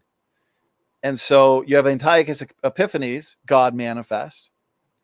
It's Jesus who's God manifest in the flesh, right? And Revelation 13, we see, in 2 Thessalonians 2, we see the future Antichrist, same thing, claiming to be God, God manifest. And so if we see those correlations between Antiochus Epiphanes and the future Antichrist, how come you see here Antiochus Epiphanes making a covenant? But how come you don't extrapolate that to say future Antichrist will make a covenant as well? Go ahead, Chris. Okay, hold on. So let me kind of collect my thoughts. It's a lot. I know. I'm thinking Take about your like a time. lot of things I want to ask you, and I'm trying to keep all this sorted out because I guess I just have a issue with this whole thing about strengthening a covenant, because they'd already have to have a covenant with them in the first place. And I just don't see that with the Titus or Vespasian or whoever they want to say at the time making this covenant with the Jews. I just don't see how this can work in. And it does say causes sacrifice and oblations to cease. And my whole thinking is, it's like when Jesus died, that just caused it to cease. You don't need it to keep going after that. And the Jews kept doing it anyway. But when the Jews are doing it after Christ, now if I sacrifice an animal, what am I saying? I'm saying, hey, your son's a liar, God. He's not the Messiah. He's a liar. This animal is better than him. I mean, Right. at that time, I feel scared just saying those words, man. Like, Well, it's why my spine. It's why through Jesus, he prophesied it, the temple would be destroyed. And that actually literally stopped those sacrifices, in the sense that the Jews can no longer sacrifice animals because there's no temple. Because that sacrificing anyways from 31 to 70 AD, that was an abomination. Jesus is the one sacrifice. And so those Jews that rejected Jesus as Messiah, they continued sacrificing animals. That's wicked. But that doesn't take away from the fact that Antichrist and the dragon in general, he mimics, he wants to be like the Most High. And we see all throughout the scripture, we see in the real world, we see the dragon, who is Satan, that old serpent, he mimics what God does, and he knows he can't do. And that's why you have the dragon working through Antiochus Epiphanes. Antiochus Epiphanes considers himself God manifest. Antichrist, same thing. He's given power and status and leadership through the dragon. He's going to claim to be God as well. He's not God. Antiochus Epiphanes is not God. But God actually took away the need for any animal sacrifices. He's the lamb slain from the foundation of the world. But in the end times, you have the Antichrist stepping foot into the temple, claiming to be God. and he's literally taking away that reinstituted daily sacrifice, in the sense that, hey, what are you doing here? I'm God, worship me. And many will, unfortunately. So it doesn't have anything to do with it being godly or ungodly. We understand it's ungodly from our perspective as believers, right? Now, right here, notice this, First Maccabees. I'm not saying to take your apocryphal books seriously. Take them with a grain of salt. Okay, they're not canon, they're not inspired scripture. But I do find it very curious that in First Maccabees, which talks about your Maccabean revolt and Antiochus Epiphanes, for example. What are your thoughts on this? Antiochus, surnamed Epiphanes, let us go and make a covenant. So is that God making a covenant, or is this again another example of somebody wicked making a covenant? Chris? I haven't read this, so give me a second. So it says, and there came out of them a wicked root, Antiochus, surnamed Epiphanes, son of Antiochus the king, who had been a hostage at Rome, and he reigned in the 137th year of the kingdom of the Greeks. And in those days went out of Israel wicked men who persuaded many, saying, let us go make a covenant with the heathen that are round about us, for since we departed from them, we have much sorrow. So is this, I'm guessing, the Jews that are saying, let's go make a covenant with the heathen. This would have to be the Jews, all right?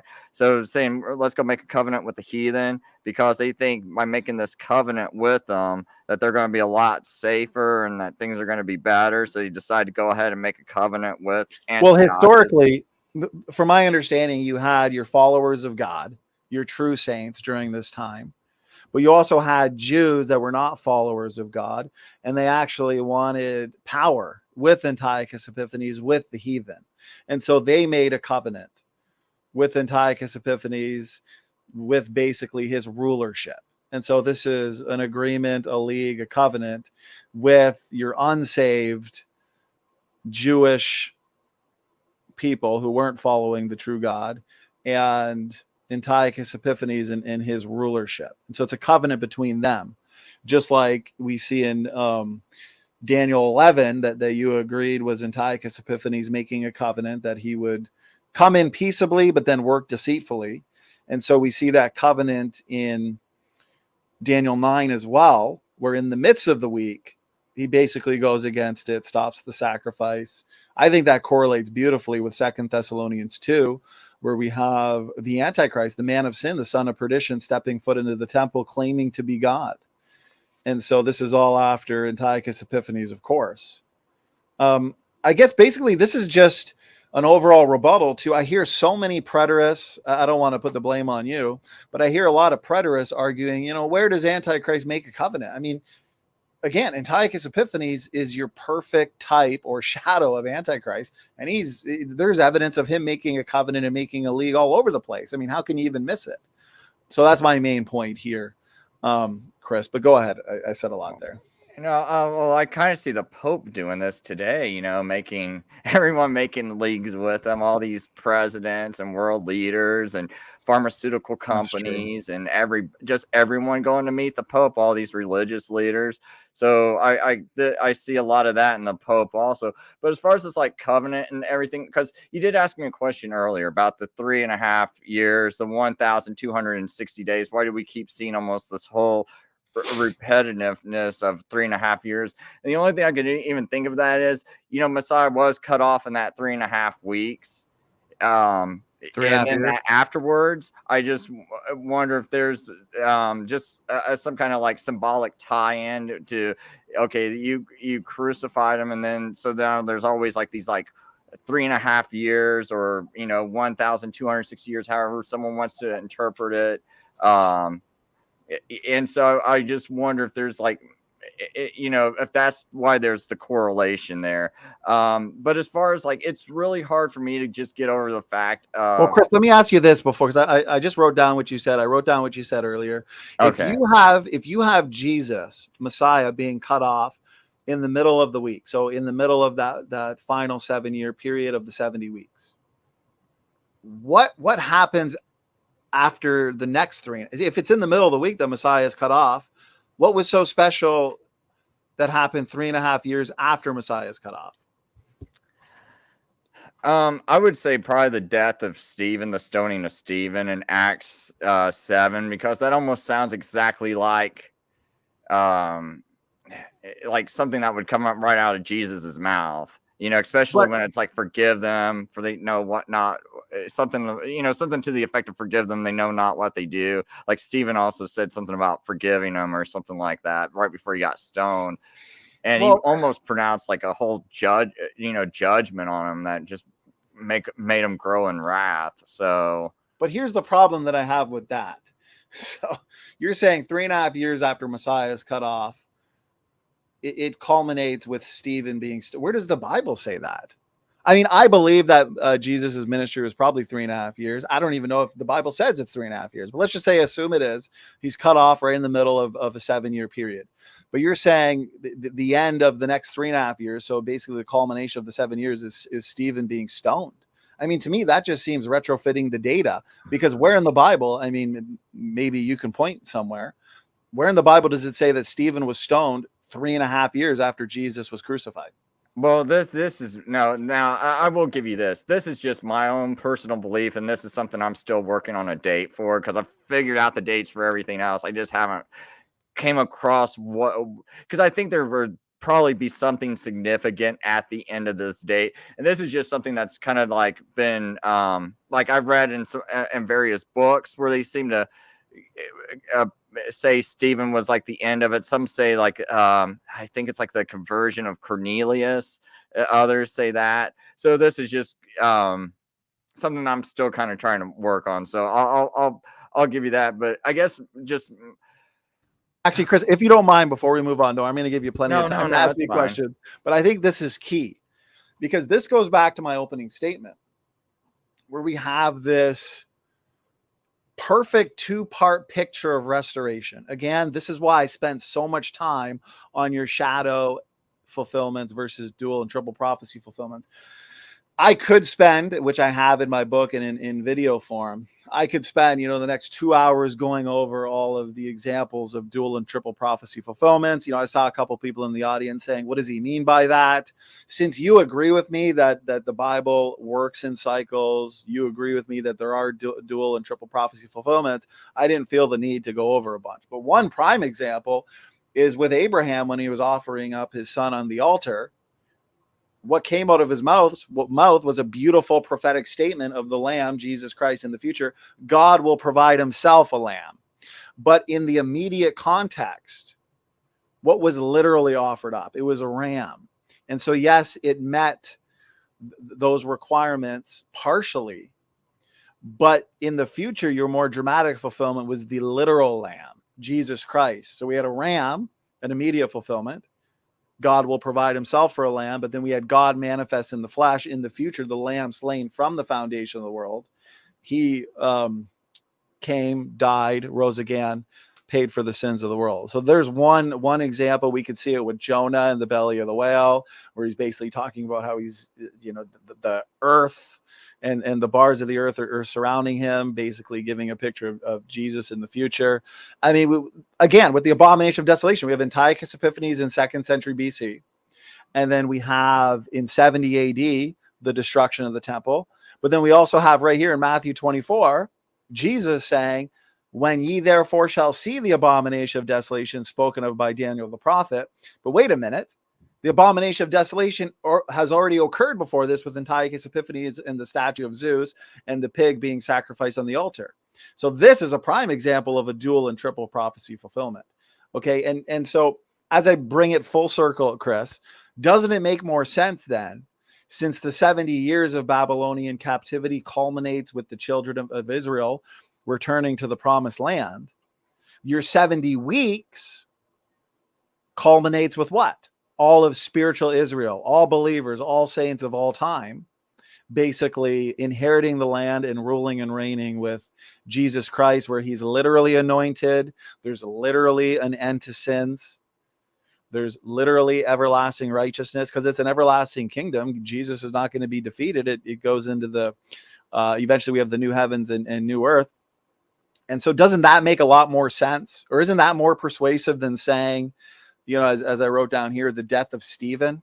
I mean, we don't see anywhere in scripture where it talks about Stephen being stoned occurs 3.5 years after the Messiah is cut off. I think what's a lot more persuasive is this perfect 2-part picture of restoration. 70 years of Babylonian captivity culminates with the children of Israel returning into the promised land.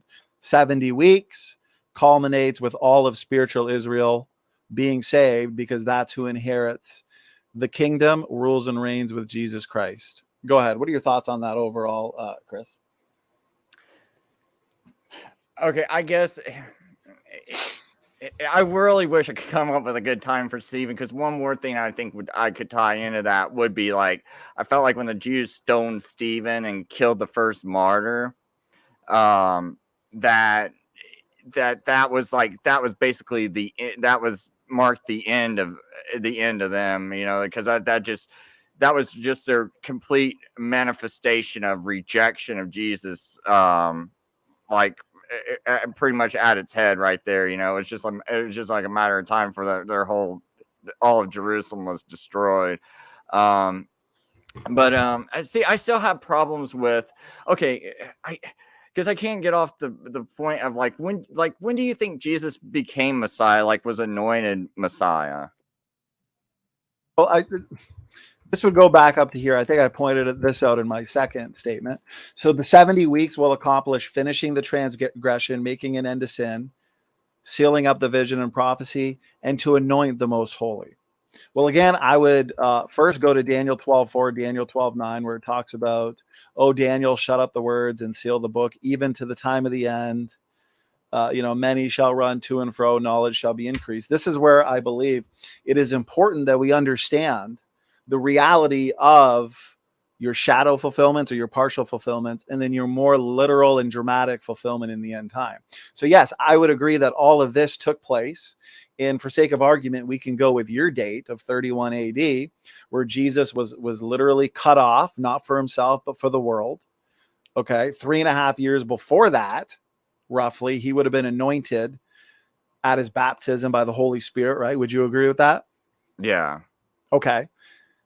He brought in everlasting righteousness, because when he died on the cross, I mean, John 3:16, everybody knows John 3:16, for God so loved the world that he gave his only begotten son, that whosoever believeth in him shall not perish, but have what? Everlasting life. Romans 4:5, but to him that worketh not, but believeth on him that justifieth the ungodly, his faith is counted for righteousness. This is the substitutionary atonement. This is imputed righteousness to the believer. But we still have an end times application, because remember, Jesus wasn't literally anointed at his baptism like kings and priests and prophets were in the Old Testament with oil. But in the millennial reign, he will literally be anointed with oil. There will literally be an end to sins. Yes, spiritually, he put an end to sins. Spiritually, he's ruling and reigning in our hearts. But there is still a future application where all of this will be fulfilled in their entirety, in its fullness, at the millennial reign. And so I agree with you when you say he was anointed at his baptism. I agree with that. But where I believe you go wrong is you miss the bigger picture, where he will literally be anointed and he will literally rule and reign in the millennial reign. Tell me if that makes sense, and then speak to that a little bit, Chris. Yeah, well, see, my whole thing is, though, it's like unto Messiah, because it doesn't say, it says, let's see here, and thou dost know and does consider wisely from the going forth of the word to restore and build Jerusalem till Messiah the leader is 70 weeks and 62 weeks. So that's your whole 69 weeks. And it doesn't say nothing about him dying, in between that. It just says from the going forth to build Jerusalem till Messiah the leader is 69 weeks. So and then it's like and then so it says after 62 weeks cut off as Messiah. So it's like, and I just can't get over the words after, but that if for after 62.5 weeks, so that'd be after 69 weeks cut off as Messiah. What happened after the 7 weeks? He has to already be Messiah before he gets cut off. I mean, right, but what happened after the 7 weeks? What happened after the 7 weeks? How did that end? After what? The first 7 weeks of the 60. the 69, the first, You got the 7, 49 years. 62, 7 and 62. So what happened after the 7? I don't know why they're actually broken off like that, because when you're reading the Hebrew, it says like it's like 7 sevens, 62 sevens. So I don't know why they did that. It's but Well, my the passage says what happens at the end of your 7 weeks. It says, from the going forth of the commandment, or yours says of the word, to restore and to build Jerusalem till Messiah the leader, 7 weeks, and 60 and 2 weeks. So we have God breaking up the 70 weeks into 3 components. He didn't do that with the 70 years. He just said 70 years and the children of Israel are going to get back into the land. But here we have 70 weeks and there's 3 components, 3 elements: 7 weeks, 62 weeks, the 1 week. Your 7 weeks, your first component ends with what? The city built, the temple built, the wall built, the children of Israel are back in the land. Now you have your second component. Your second component ends with what? Messiah being cut off. And so it's at the end of your 69th week, in the sense that it's at the end of that second element of your 70 weeks that Messiah is cut off. And so it's not saying, Chris, oh, well, sometime after the 69th week into the 70th week, Jesus is cut off. No, it's saying after that second element or second component of your 70 weeks, that's when Messiah is cut off, in the same sense that it's after your 7 weeks that the temple is built, the wall is built, and the city is restored. Does that make sense? Well, okay, so you could say that like Ezra and Nehemiah had like a joint project in overseeing the restoration and building of Jerusalem, right? The spiritual restoration and the physical restoration of the rebuilding of Jerusalem. And then we know, like Nehemiah, the book was written in like 408 BC, something like that. Like all those events went up to 408 BC. And so if you go like 408 to 457, I mean, there's your 49 years right there. Because I mean, that's what some sources say, that the book of Nehemiah was written around 408. So I'm wondering if that's why there's this like stopping point, because maybe that's well, if you notice, so I screen shared now. You were screen shared for a bit there. Notice here, what is the 7 weeks? Getting the temple, the wall, and the street, but that's going to take time. It's going to take time when the commandment goes out for basically the children of Israel to, be allowed to go, permitted to go back into the land. Now they got to build the street, the temple, the wall. But we understand this was done in troublous times. We read about this in Ezra and Nehemiah, where there was a time where they weren't building it because of all the conflict that was going on. And then Artaxerxes basically stepped in and said, allowed them to continue building, the wall and the street, if I understand correctly. And so 49 years, yeah, that makes sense. The 7 weeks ends with everything built. And so from my position, we have your 7 weeks, which is your first component. And then you have a little bit of a gap. I'm not sure how long, 70 years, 80 years. And then you have your second component, 62 weeks, which ends with what? Messiah being cut off. And that makes sense. So at the end of your second component that's given to us right in Daniel 9, notice here, he's breaking it up. Shall be 7 weeks and 62 weeks. The street shall be built again, the wall, even in troublous times. And then it clarifies, after your 62 weeks shall what? Messiah be cut off. So he's given those 2 components, 7 weeks, 62 weeks. And so now to the 7 weeks, the street shall be built again, even the wall, and the wall in troublous times. Now we get into the second component. And after 62 weeks shall Messiah be cut off, not for himself and the people of the prince, so on and so forth. Then verse 27, we have the details of your final week. And so I don't understand how you can put Messiah being cut off or Jesus's ministry at all in your third component, because Messiah is cut off after your second component. So how do you justify putting it into your third component of the 70 weeks, Chris? Well, I look at 70 weeks determined as being 70 weeks are cut out of time, because that's what that that Hebrew word right there for determine is like it's cut out of time. So God's cutting this time out. So he already cut this amount of time out. That's it.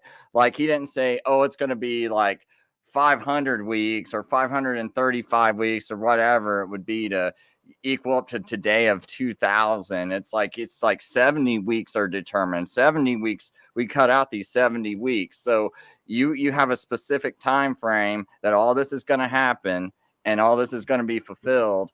And I just don't see anything in the text that shows that you have a gap. And so my only thinking is if there's nothing in the gap, but yet you see these like little blocks of time, maybe it's because, God has like Ezra and Nehemiah overseeing the rebuilding and restoration of Jerusalem, all the laws. Right. And then after that, then you got your 62 weeks until Messiah, but you have to at least anoint the Messiah. Like you can't just, be Messiah, be Messiah and then you kill him. It's like you got to anoint him. And I think I see all this being connected. I see nothing in the text that says that you got to. Well, he's anointed.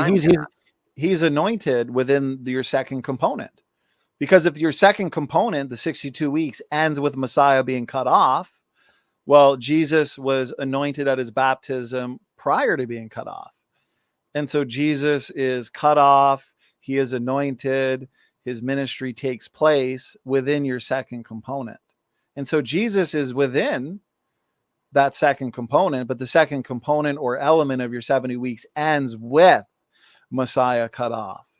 And now we have a gap in the same way that we had the gap between the 7th and 8th week. Now, if there isn't a gap, let me ask you, Chris, and you know your position well, so maybe I'm just missing out on something. How come there was nobody in biblical times or in the scriptures that basically when Jesus was being crucified, why didn't anybody say, wow, 490 years, 70 times 7, like we're cutting them off right when, Daniel 9, 24 to 27 basically said we would. It's pretty easy calculations, right? 70 times 7. I don't even know if they knew he was going to die like that. They just knew Messiah was coming. I don't know if they actually knew he was going to be sacrificed on the cross. So some people could have been sitting there in total disbelief. Like, I thought this was the Messiah. And then you got like everyone else who was like expecting like some strong ruler, and they're just sitting there rejecting him because they're like, well, this isn't how it's supposed to end. Because I think those Jews in 66 AD, I don't think they would have been so bold as to go against the Roman Empire, because that was pretty bold what they did when they decided, well, hey, we're going to take on the whole Roman Empire in 66 AD. So it's like, well, why were they thinking that? Well, maybe they were thinking, well, maybe we were wrong about the Artaxerxes decree. Maybe it was the Darius, what was his, like Nothus decree, like Nothus, Darius Nothus. I think they tried to start a decree sometime around his time, which would have landed it right around 66, would have been the 483 years is where it would stop. So then if you're thinking like, the Jews could have been thinking, hey, the Romans can't take the scepter away from us until Messiah comes. So there's no way they can take this away from us. So let's be emboldened and let's go rise up against them, and then you got all these other people trying to claim that they're the Messiah and the leader, and they don't know who to follow because they done rejected the other Messiah. So that's why I think there was like some confusion there, because some people just didn't expect, the people who didn't believe Jesus, or like I said, like when they're watching him crucified, I think some people were having doubts, like they're going, well, I did think this, but I sure didn't think he was going to be crucified. And I mean, we just saw, let me say this, Chris, but to your points there, yes, the Jews, they were expecting Messiah to bring them back to their former glory, their former triumph. Basically, Jesus would come about and bring them back into glory, defeat the Roman Empire at the time. Jesus did defeat the Roman Empire. He defeated the evil of the world spiritually, and he will defeat it physically in his millennial reign. That's where your shadow fulfillment, your more literal and dramatic fulfillment in the end times comes into play. But remember, some of your apostles, the disciples, as Jesus was being cut off, or even when he rose again, at that point, a lot of, especially the believers, they recognized, okay, Messiah was cut off for the world. He's died. He's risen for us. How come nobody said, wow, this fit perfectly? Daniel 9:24-27 said Messiah would be cut off, and 70 times 7. See, my argument is that would be a self-fulfilled prophecy. But it makes sense if you have 7 weeks, just a small gap between the 7th and 8th week. Then you have your second component, then a gap, and then your final week. And I think the shadow fulfillment anyways proves that, because there is a gap from 31 AD to 66 AD, the start of that Jewish-Roman war, which again, you have to basically say Daniel 9:27 isn't talking about the 7-year Jewish-Roman war. And so is it a coincidence then that we had this 7-year war? Right in the middle of the war, the sacrifice stops because the people of the prince that shall come go into the temple, destroy it. I want you to comment on that, but because we're now past the 2-hour mark, I really did want to get your thoughts on this, because we both agree that Daniel 11, Daniel 8 is Antiochus Epiphanes. I am saying everything Antiochus Epiphanes does through the dragon, Daniel 8 confirms this, that it's through the dragon giving him power. The Antichrist does, because it's a type, it's a shadow, it's a localized version, one could say, of the Antichrist, where we're going to have these same events, but on a more grand scale in the end times. And you'd have to be living in Iraq to not see where this world is going in terms of your one world government, one world currency, the elites working towards the removal of cash, basically a cashless society. But anyways, we could go down some rabbit trails there. But my point is, notice Daniel 11. And he, referring to Antiochus Epiphanes, shall exalt himself and magnify himself above every god, and shall speak marvelous things against the God of gods. 2 Thessalonians 2, the famous Antichrist passage, or man of sin. Notice what it says. That man of sin be revealed, the son of perdition, who what? Opposeth and exalteth himself above all that is called God or that is worshipped. 2 Thessalonians is way after Antiochus Epiphanes in Daniel 11 in 2nd century BC. And so what is 2 Thessalonians 2 speaking of? Well, it's speaking of a future man of sin that is doing the same things that your type of Antichrist did, Antiochus Epiphanes. Speak to this a little bit, Chris. Do you not see these similarities? I mean, it's nearly identical, Daniel 11 and 2 Thessalonians 2. What are your thoughts on this, Chris? Well, as far as like 2 Thessalonians 2, I think all this applies to the Pope, because it's like opposes himself, exalts himself above all that is called God or that is worshipped.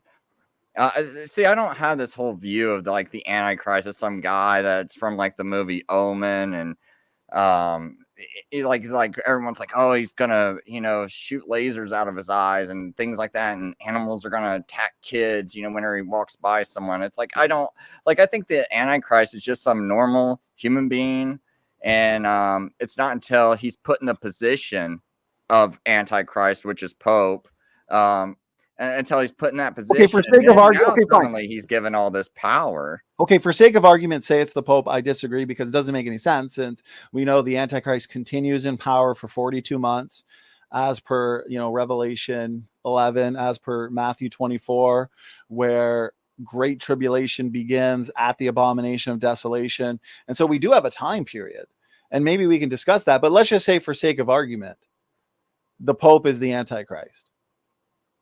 Well, would you then agree that Antiochus Epiphanes here did the exact same thing that? Oh yeah, very similar. Like I said, he's definitely a type. Okay, and so if you go here, Antiochus Epiphanes sets up the transgression of desolation. Daniel 8, Daniel 11, Daniel 12. He takes away the daily sacrifice. First Maccabees, not that these apocryphal books mean a lot, but I still find it interesting. Daniel 8, Daniel 11, Daniel 12. He's the little horn in the Grecian period, right? Daniel 8. He came out of your third kingdom that was broken up into 4. But So there's a minor scale. Your end times Antichrist, notice on the screen, he's doing all the same stuff. The appetizer versus the end game. The Antichrist sets up the abomination of desolation, takes away the daily sacrifice. He's mentioned in Matthew 24. He's the Antichrist. He's the little horn that comes out of Daniel 7, which is after the third kingdom, basically. And that's your more grand scale. And so basically my question to you, and it comes down to the question for tonight, who is the he of Daniel 9? And so if Daniel 7, Daniel 8, Daniel 11, Daniel 12 all tell us that the type of Antichrist, being Antiochus Epiphanes, is the one who takes away the daily sacrifice, why in the world are we to believe right here that Daniel 9:27 is not the Antichrist or an Antichrist? Go ahead. I've got it up on screen. Actually, what I'd like you to address and take as much time as you need is it has to do with the same thing, but it's my slide here on the antecedent right here. Okay. So if you want to address the antecedent, but also the correlation, the entirety of the context, Daniel 8, Daniel 9, Daniel 11, Daniel 12. Because remember, the chapter breaks, correct me if I'm wrong, Chris, were they not added after the fact? It's not like Daniel 9 just brings us into this entirely new story, has nothing to do with the previous chapters. No, we got to read Daniel 8. We got to read Daniel 9. We got to read 10, 11, 12. We got to interpret scripture as scripture. And so how do you address that correlation? And then also, how do you address the antecedent argument that I've got up on the screen? And that's a lot there. This is an important point, I think. This brings us to the question of tonight. And so I'm just going to sit back and take as much time as you need to respond to that, Chris. Well, I will say, though, there are chapter breaks because it's because like in chapter 10, it talks about like in those days, Daniel had been mourning for 3 days in verse 2 of chapter 10. So we know there's like a break going on here. And I think previously before that, too, there's like a break going there's something that denotes a break. I'm trying not to flip back to it. But anyway, yeah, I just again, I mean, I guess my biggest point or my biggest problem with accepting it, because I gotta admit, like the way you laid it out, it would sound convincing to me, and you laid it out pretty nicely as far as your thoughts on 27. So it does make me think I got to approach this differently the next time, as far as like what point I need to hit harder to maybe have someone think differently about this. I got to kind of reconstruct how I argue this point now that I see more closely about how you're viewing it.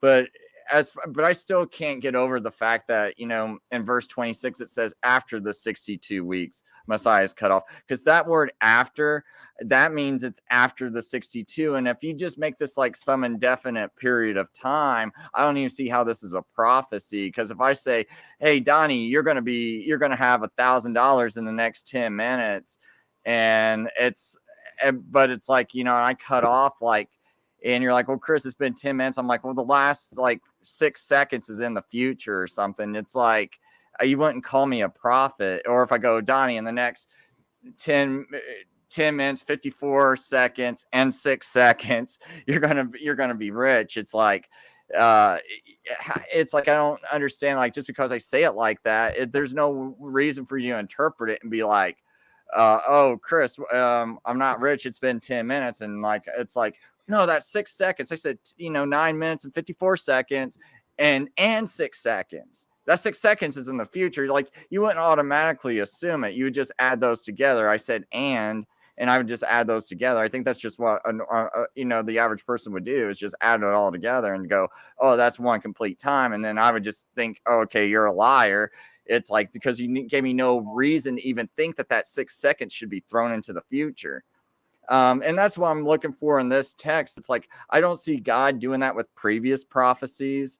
And it's like only this prophecy he's doing it with. And then it just, so that's one of the parts that just doesn't make sense to me. And it goes, and after 62 weeks. So it's like, why am I not thinking, oh, this is like a continual 69 weeks. And then after the 62 weeks, cut off as Messiah. So I'm looking for Messiah to be cut off after this time, but I need to like have some kind of length of time. And that's why I think the next verse 27 tells you, okay, in 1 week is Messiah going to be cut off.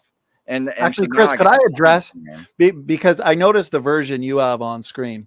Okay. And to work backwards, and I want to address, because you have it saying, and he has strengthened a covenant with many. I want to address that real quick, because you made that point earlier, and just everything that I've written down, I want to make sure that I address for your satisfaction.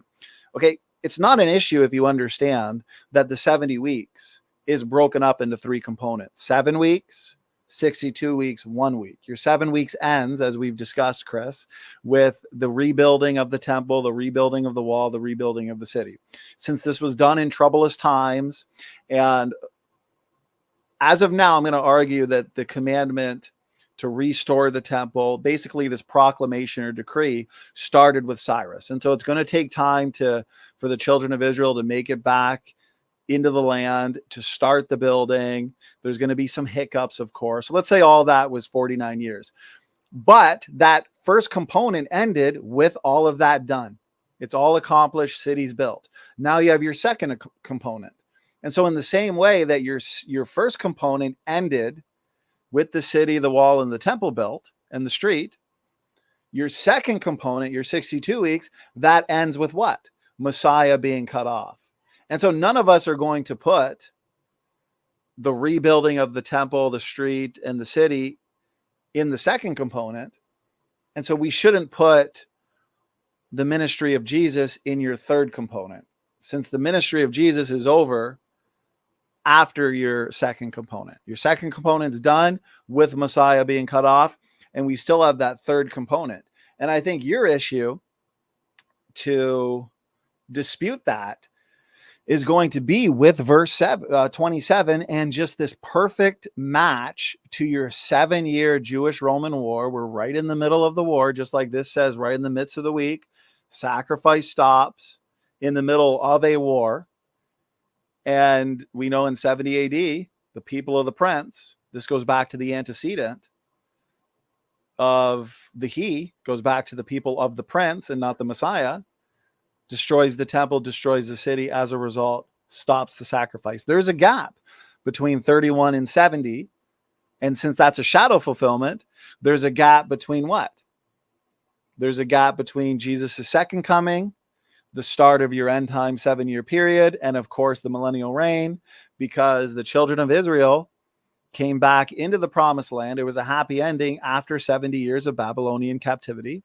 The 70 weeks, I believe God broke it up into 3 components, because he's telling us there are gaps, since obviously 73 AD was not the millennium where all spiritual Israel is saved, where we rule and reign with Jesus Christ. And so there is a gap there from the second coming to the millennial reign, in the same way as there's a gap between 31 AD and 70 AD. But what I wanted to say, where it says, and he hath strengthened a covenant with many. Well, go to First Maccabees, read your history on Antiochus Epiphanes, look at Daniel 11, look at Daniel 8. There was a lot of lead up to that covenant. Just like, I did sales for a while, and anybody who makes a big deal in sales, right? So you make a big agreement with somebody that, hey, they're going to buy this $80,000 car, let's say. Well, there's a lot of buildup to that. There's a lot of pre-agreements. There's a lot of signing off before the ultimate signing off of the major purchase. And so here is not a problem with me. So if we have the Antichrist strengthening a covenant, that tells me there's been a lot of boardroom meetings. There's been a lot of back and forth debate over whatever this covenant is.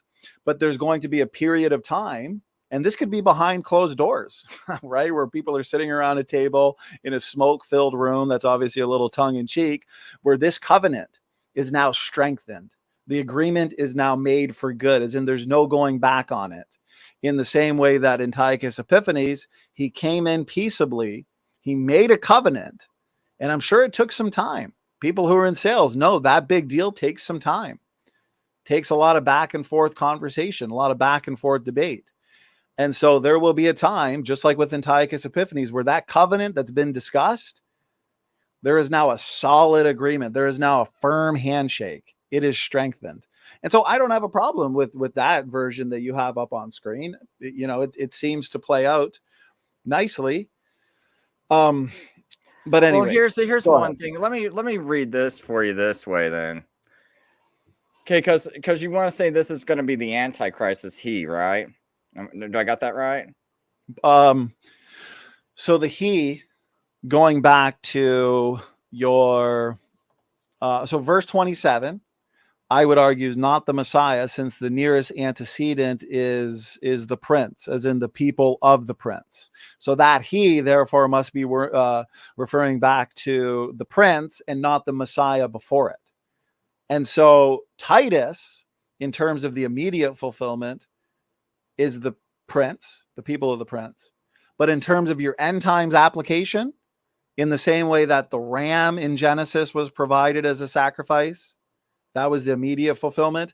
But in the future, it was Jesus Christ, the lamb. God will provide himself a lamb. So verse 27 is Titus in terms of its shadow fulfillment, but the Antichrist in terms of its end times, more dramatic fulfillment. Does that help? Okay, so let me see if I got you straight on this then. So like we would both agree that Antiochus fulfills Daniel 8. So you're basically saying in the same way Antiochus fulfills Daniel 8, this whole Daniel 70 weeks was fulfilled by Titus. And so this is done, and then there's just going to be some kind of future application, some loose future application, kind of with Daniel 8. I'm saying the ultimate fulfillment of Daniel 9 can't be Titus, that 7-year Jewish-Roman war. And the destruction but you would say the ultimate fulfillment, I'm just making sure I'm following you. The ultimate fulfillment for Daniel 8 would be Antiochus, but you're not saying the same thing for Daniel 9:27. So again, the world works in cycles, God works in cycles, prophecy works in cycles. And so Daniel 8 is fulfilled. Daniel 11, everything you read there with, this ongoing battle between your different kings and, the daughter of the king, Cleopatra, and all these different things. All of this occurred. Daniel 8 fulfilled, Daniel 11 fulfilled, but it will be fulfilled again. It was fulfilled in a local sense, and it will be fulfilled in a grandeur sense in the future. And that's why we see all the things Antiochus Epiphanes is doing. We read in 2 Thessalonians 2, Matthew 24, Revelation 13. The Antichrist also does, because it's a shadow fulfillment. Yes, it's all fulfilled, but in a localized sense. There is going to be a more dramatic fulfillment in the end times. Go ahead. Hopefully that. Actually, I want to say this. So no, one of the main reasons, and this is what I covered in my opening statement, is that your 7-year Jewish-Roman war and the destruction of the temple, that can't be the ultimate fulfillment. Although it's an amazing shadow fulfillment. Remember, the 70 years ended with what, Chris? The 70 years of Babylonian captivity ended with what? Oh, with them being brought back to Jerusalem and everything being restored. Right.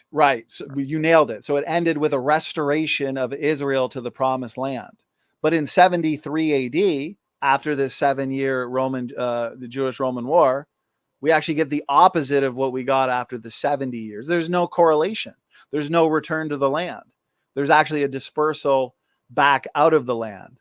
And so when we recognize the dual prophecy nature of these various passages, we see how the 70 weeks, in terms of its ultimate fulfillment, ends at the millennium, when all believers of all time inherit the land and rule and reign with Jesus Christ.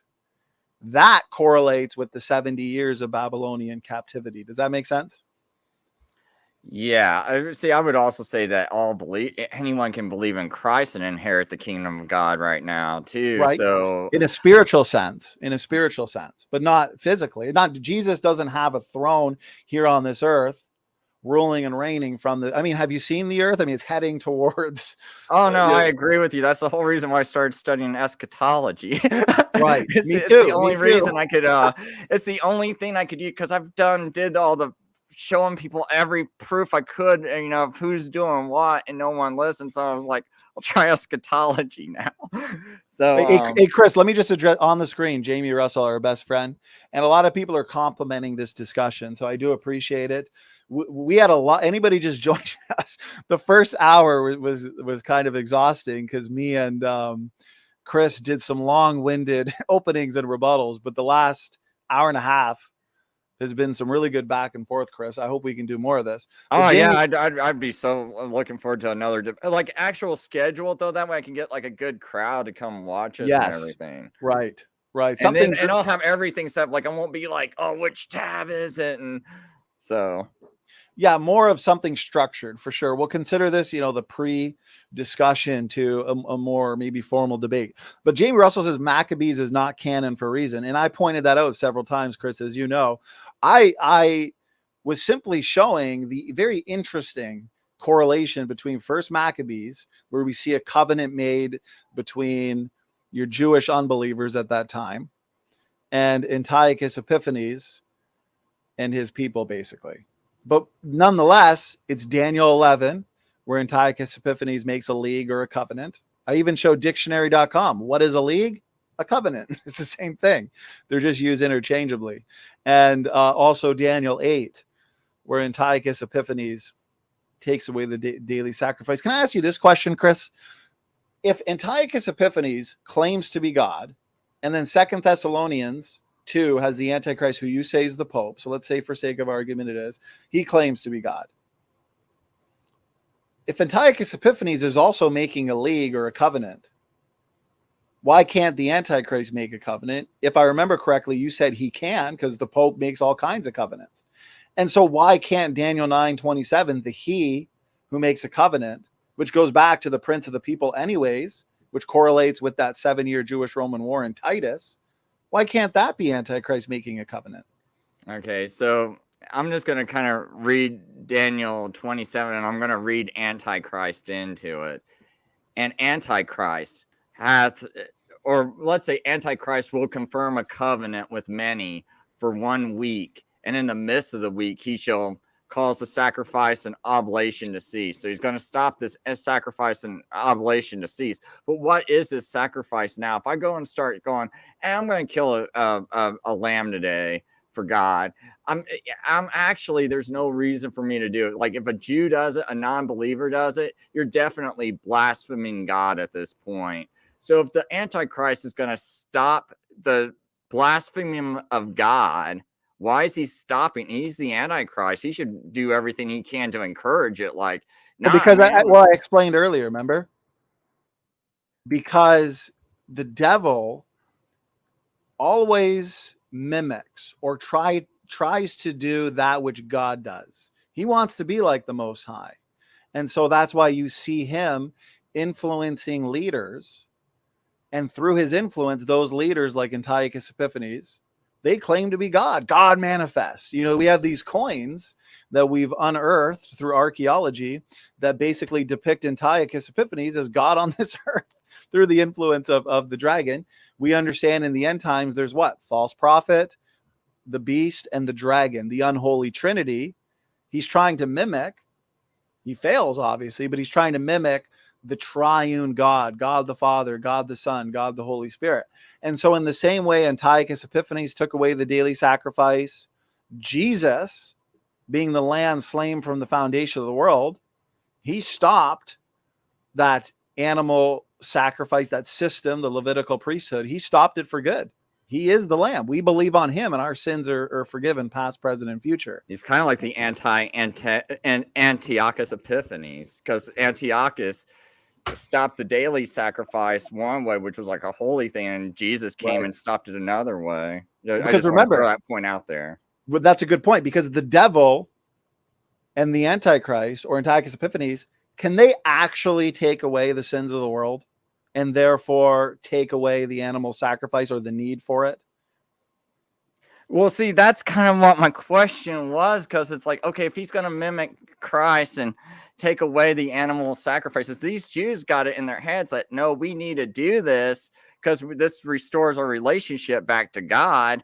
But if this guy's going to stop it, wait a minute, we just built this third temple. He's stopping the sacrifice, but we built this just so we could start the sacrifice. So now he's got to give them a good reason to stop it. So is he going to get crucified and then they're going to believe in him instead? And then they're going to stop sacrificing? But when does he claim to be God? When does he step foot in the temple? When does he actually say, I am God? Okay, if now I'm guessing you're saying in the midst of the week he's going to step foot in the temple, but if he's God, the Jews are already like, yeah, you might be God. That's why we're committing these sacrifices. We're going to keep sacrificing for you because it's written in our Torah, you can never change, oh Lord. So we're going to keep sacrificing. It's like he's got to come up with something good to make them quit sacrificing. Like some way of like substituting, like this is the substitutional atonement, or else they're going to be like, well, this dude just stopped us from sacrificing, and he just, I mean, I guess I just don't get it, because it's in actuality it's a blasphemy of God. But now if he's going to stop it, how's he going to replace that blasphemy by like, how's he gonna fix that, like to where they're not like okay with him causing the sacrifice to cease? Because if he just doesn't stop Well, watch right here. Okay, so notice this, 2 Thessalonians 2:4. This matches up perfectly with what? Antiochus Epiphanes, and how he, right here, Antiochus Epiphanes, he exalts himself and magnifies himself above every god. 2 Thessalonians 2, the man of sin opposeth and exalteth himself above all that is called God. So now we go here. Notice this. And so he, as God, capital G, but we know he's not actually God, even though it's capital G, but it's the way the world is going to see him, or at least those that are going to worship him. So that he, as God, sitteth in the temple of capital G God. Well, wait a minute. He's not capital G God.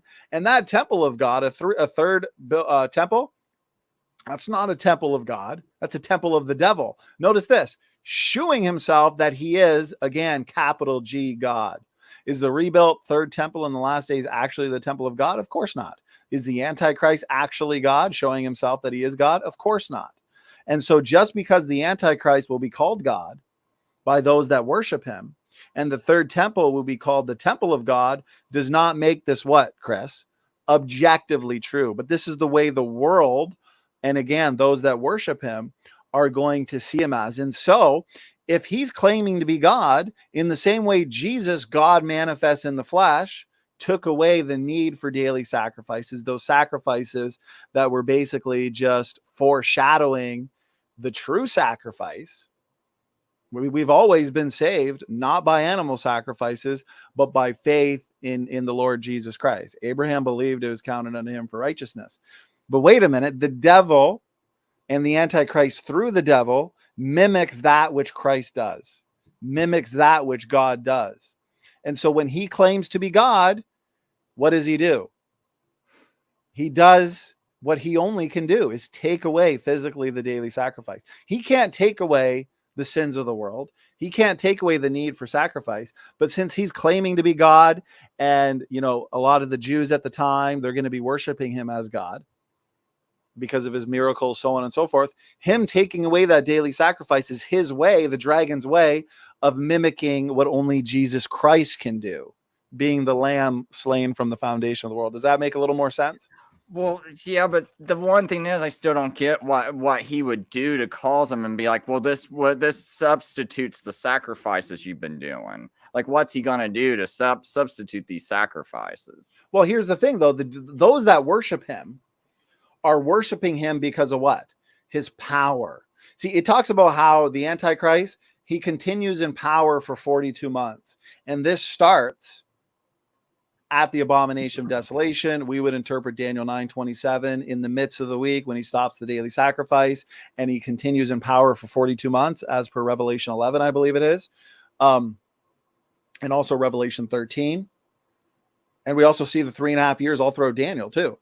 So if he's continuing in power for 3.5 years, and yet Daniel 9:27 says this is a week, 7 years, and we see the 42 months outside of Daniel, which is 3.5 years. I mean, to you, it's basically has to be a coincidence that, wow, Antichrist is continuing in power. If he's continuing in power for 42 months, that means he's continuing from something. And if you read Revelation 6, you see that it's basically the Antichrist rising to power. He gets power in the middle of the week at the abomination of desolation when he claims to be God. And so those that reject Christ, those that are worshiping him why? Because he's got, he's got claims of peace. He's got this one world government, this one world system. And now he shifts his focus to those that keep the commandments of Jesus Christ, right? Revelation 12. So it makes sense. Yeah. If there are some Jews that fall for him, think that he's actually God manifest, they think he's actually the Messiah. Well, what were we talking about earlier, Chris? A lot of people at the time of Christ, they rejected Messiah. Why? Because they thought Messiah would bring them back to their former glory. And so there's going to be people that are deceived. There's going to be a lot of Jews, a lot of Muslims, Buddhists, everybody. They're going to be deceived by this man, and they're going to think that he's the answer to the world's problems. This is God manifest. The Jews are going to be thinking, we don't need these sacrifices. This is, but at the same time, he's going to be going against the sacrifice. And so there's probably going to be a lot of people that were for it. But, at that point, maybe they're going to realize, okay, this guy, he's working deceitfully in the same way Antiochus Epiphanes is. But anyways, go ahead, Chris. What are your overall thoughts on that?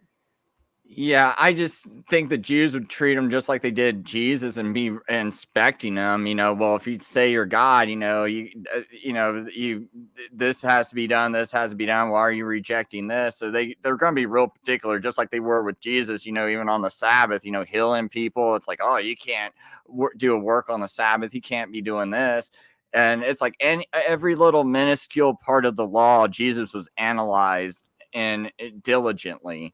And I just don't see how, if he goes, hey, stop sacrificing, and the Jews know, hey, we need to create these sacrifices. We built this temple for sacrifices just for you, and now you're telling us not to do it.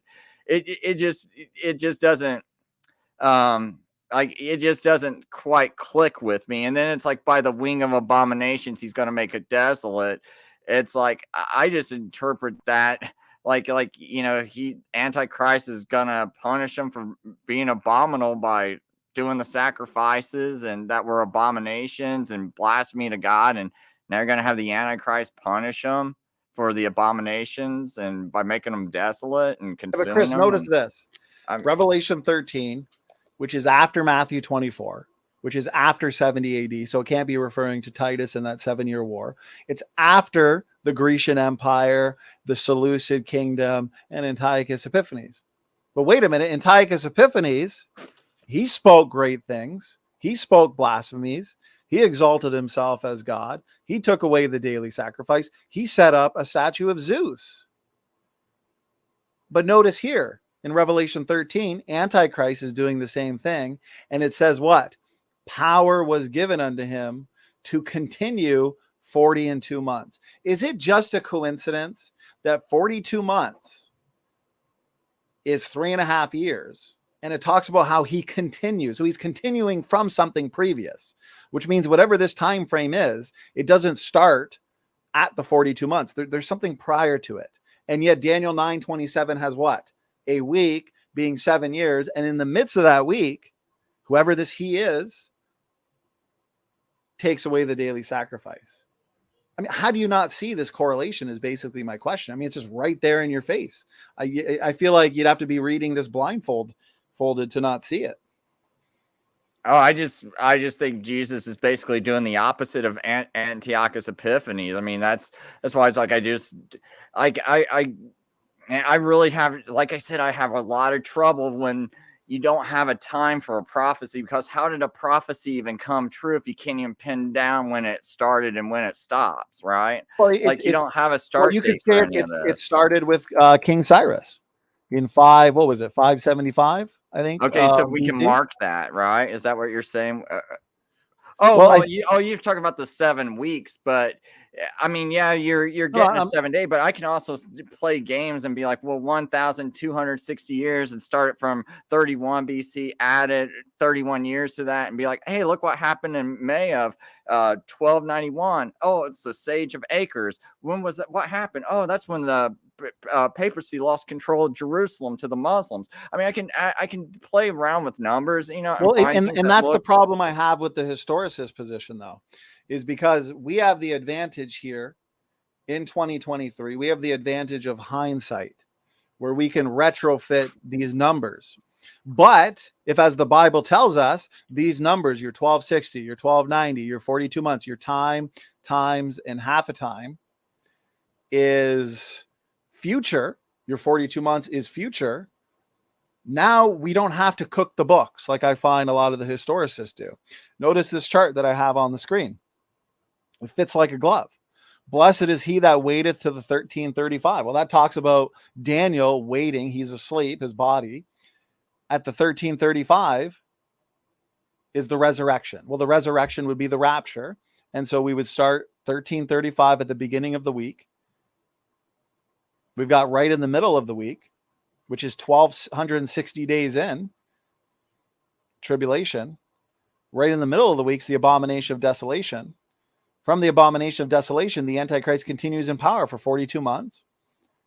You got 1,290 days because it's your second half of a 7-year period. You're going to have to make up for that leap month, essentially. And so this all fits like a glove, but this is all future. And so I'm not cooking the books. I'm basically just laying out the numbers as they're given in Revelation. But the historicist wants to say, well, you know, the 1290 is not really 1,290 days. It's 1,290 years.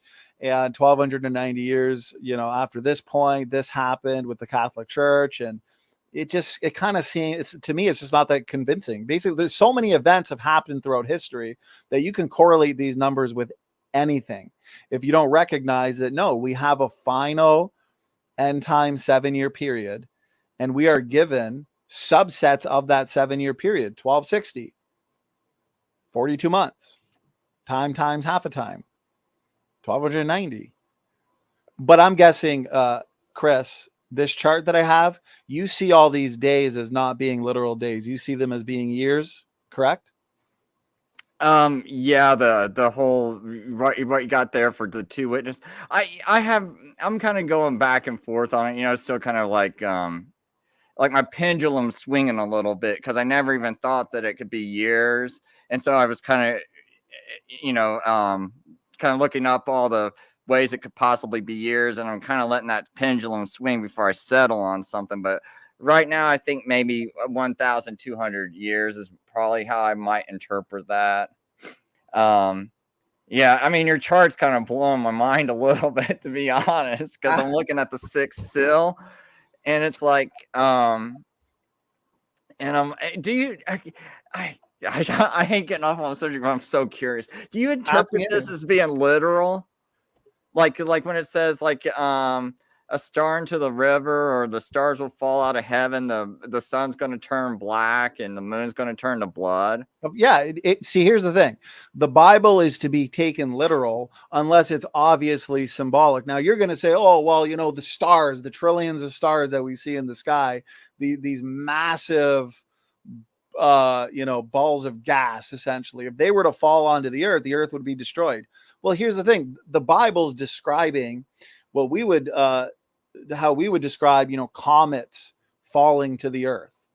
Basically, you know, your stars falling from heaven, or a shooting star. So it's not the sun, or, you know, one of these massive balls of gas actually falling to the earth. No, it is when we see, you know, comets or asteroids crashing into the earth. You see these apocalyptic movies where you've got all these asteroids hitting hitting the earth. I'm thinking Armageddon, Deep Impact. And so the Bible's likely describing these meteor showers as being stars falling from heaven. And so you're taking it literally, but you're understanding the fact that it's not literally describing a trillion stars falling to the earth, because I would agree with you that would destroy the earth, right, Chris? Yeah, and the sun becoming dark, the moon would freeze. So Well, this is just one could say it's an eclipse. One could say, well, the moon's turning to blood, so it couldn't be an eclipse because the moon's turning to blood, so a blood moon would be on the other side of the earth. right. Well, I guess I'm referring to the fourth trumpet.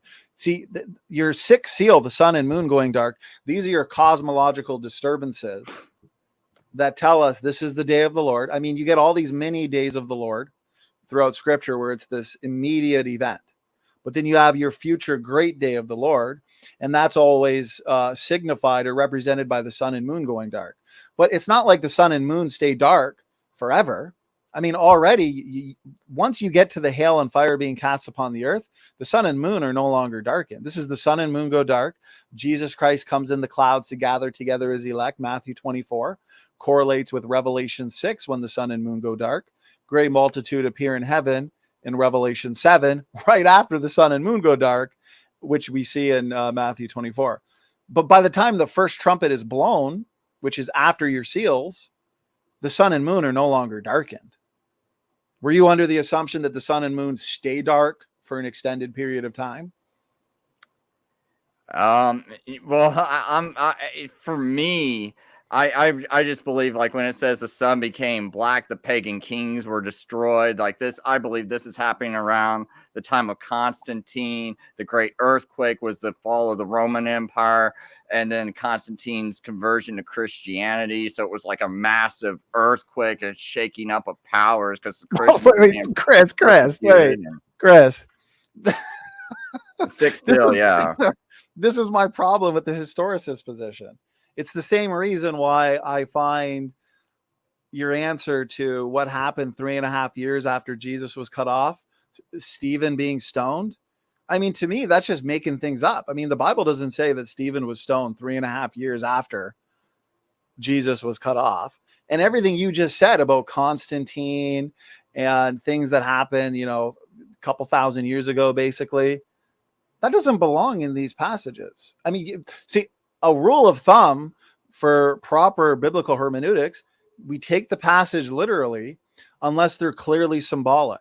Do you believe that the plagues of Egypt were literal plagues, literal supernatural events, or do you try and symbolize them somehow, like we see on the History Channel, where they say, well, it wasn't really this, it wasn't really the Red Sea being parted. Oh no, I believe in that 100%. Okay, well, then why wouldn't you believe in your end times period of judgment where you have hail and fire being cast upon the earth? Why would that not be literal, but your plagues of Egypt are literal?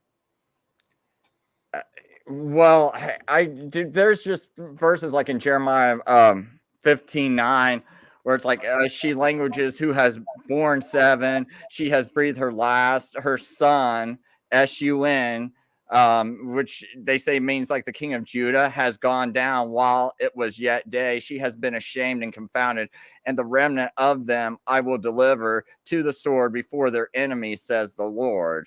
So the son, the king of Judah going down, would represent the son. So it's not like the Bible hasn't used terminology like the sun going down and things like that, or being blackened.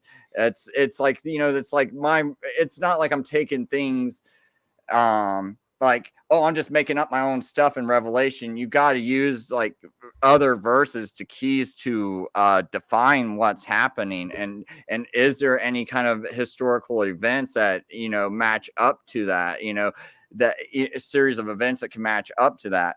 Because I just don't see this as being literal. Like, I don't think God went and put the whole book of Revelations as like, oh, there's nothing being fulfilled for 2,000 years, and we're just waiting until, Jesus comes and then everything gets fulfilled. It's like, I believe like this revelation is slowly unfolded over time.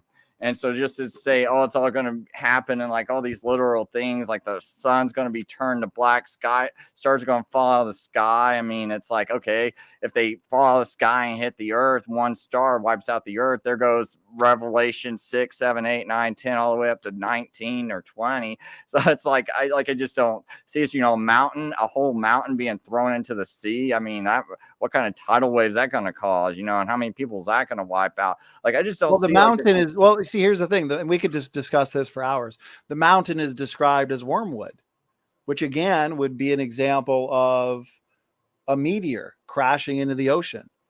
And wormwood goes back to, very interestingly, Chernobyl, where you had the nuclear power plants. That what happened there? An explosion, and basically the nuclear waste just devastated the area, devastated people and wildlife around there. Where you can imagine at your second trumpet, when the mountain is cast into the sea, you can see how in the end times you've got nuclear power plants all around the earth. You've got a massive asteroid that crashes into the ocean, and you've basically got nuclear waste because of all these nuclear power plants that are devastated, that make their way into the oceans and begin to kill life. Power worldwide shut down. But anyways, I got to say, I want to give you the last word. We're going on 3 hours, and I'm really starting to feel exhausted. So. Oh, no, that's fine. I can hear people banging on the door wanting me to quit. So, yeah, I'll just, I mean, I guess, my final words would just be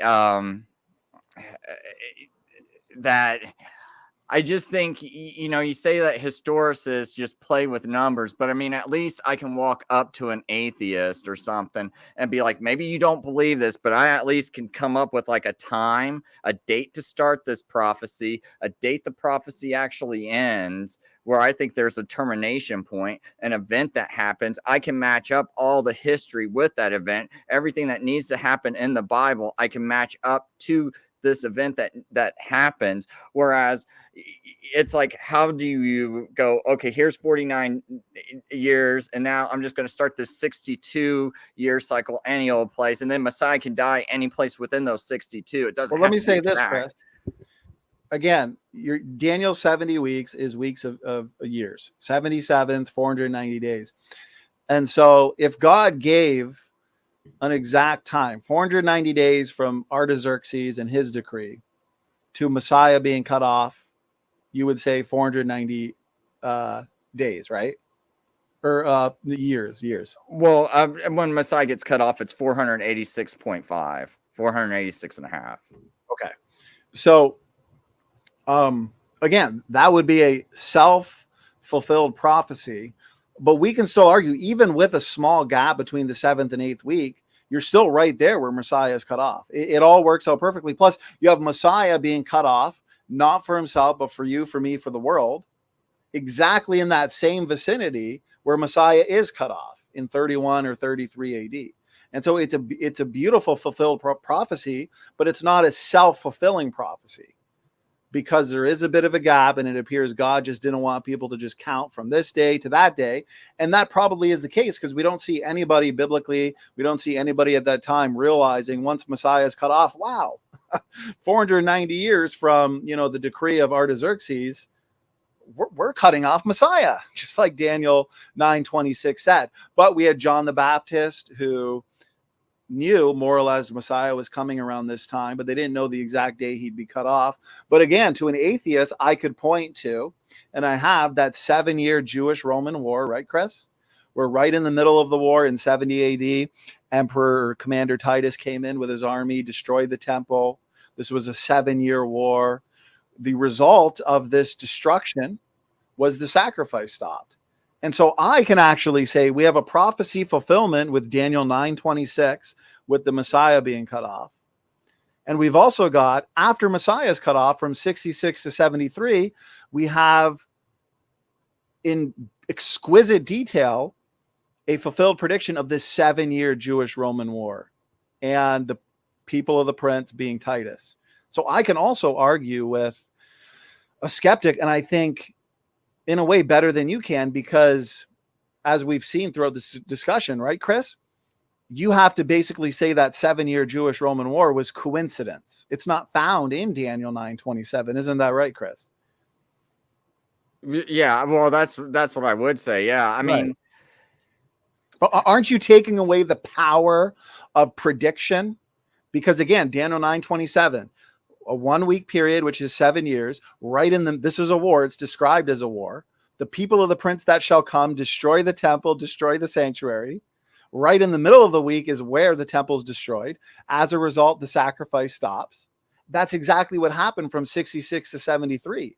That's an amazing fulfilled prophecy. No atheist can deal with the accuracy in all of its detail of that 7-year war. But you just admitted you have to say, well, that's coincidence because it's not found in Daniel 9:27. So isn't that removing some of the predictive power of that verse?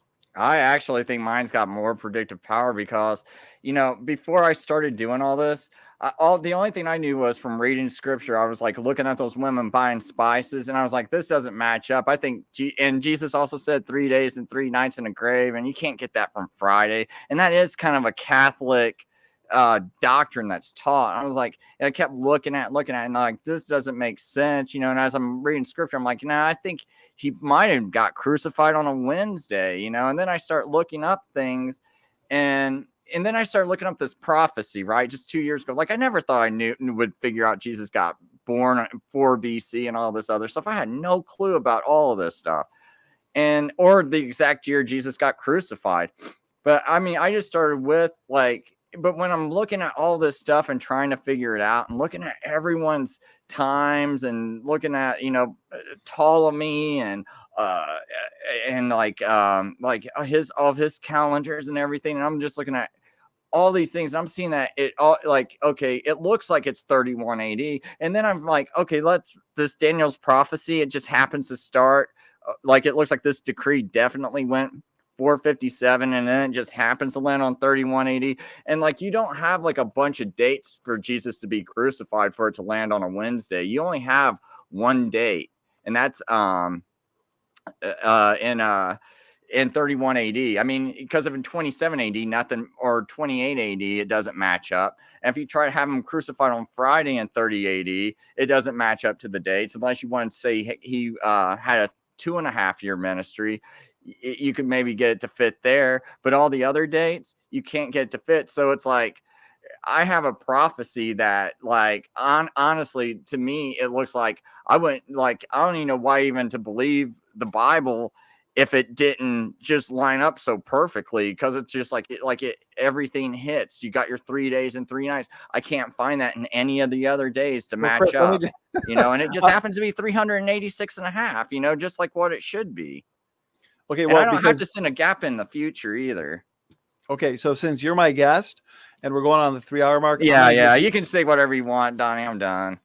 No, I'm gonna say we're gonna give you the last word. I want to respect your time here. We're going on 3 hours. I'm exhausted at this point, so I'm gonna get some sleep. Chris, we're gonna do another one of these in the future for sure. And so it'll be a lot better next time.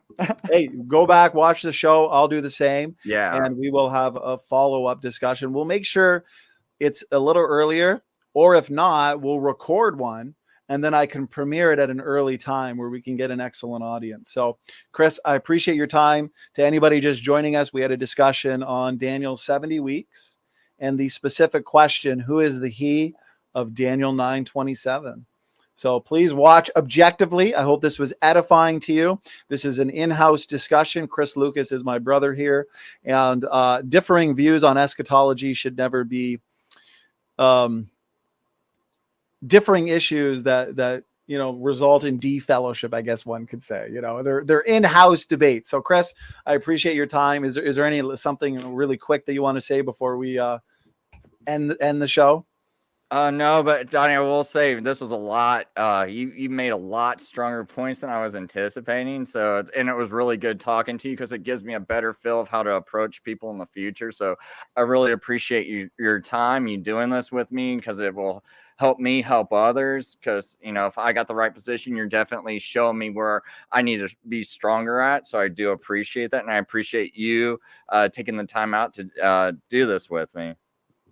Well, Chris, I appreciate those kind words. I really enjoyed having a discussion with somebody who's knowledgeable, Chris, and well-studied on this topic, and also a night owl, because I've been trying to fit in my own discussions for about a month now, but we do, 5 shows a week. And so I'm like, where am I going to fit in my own debates?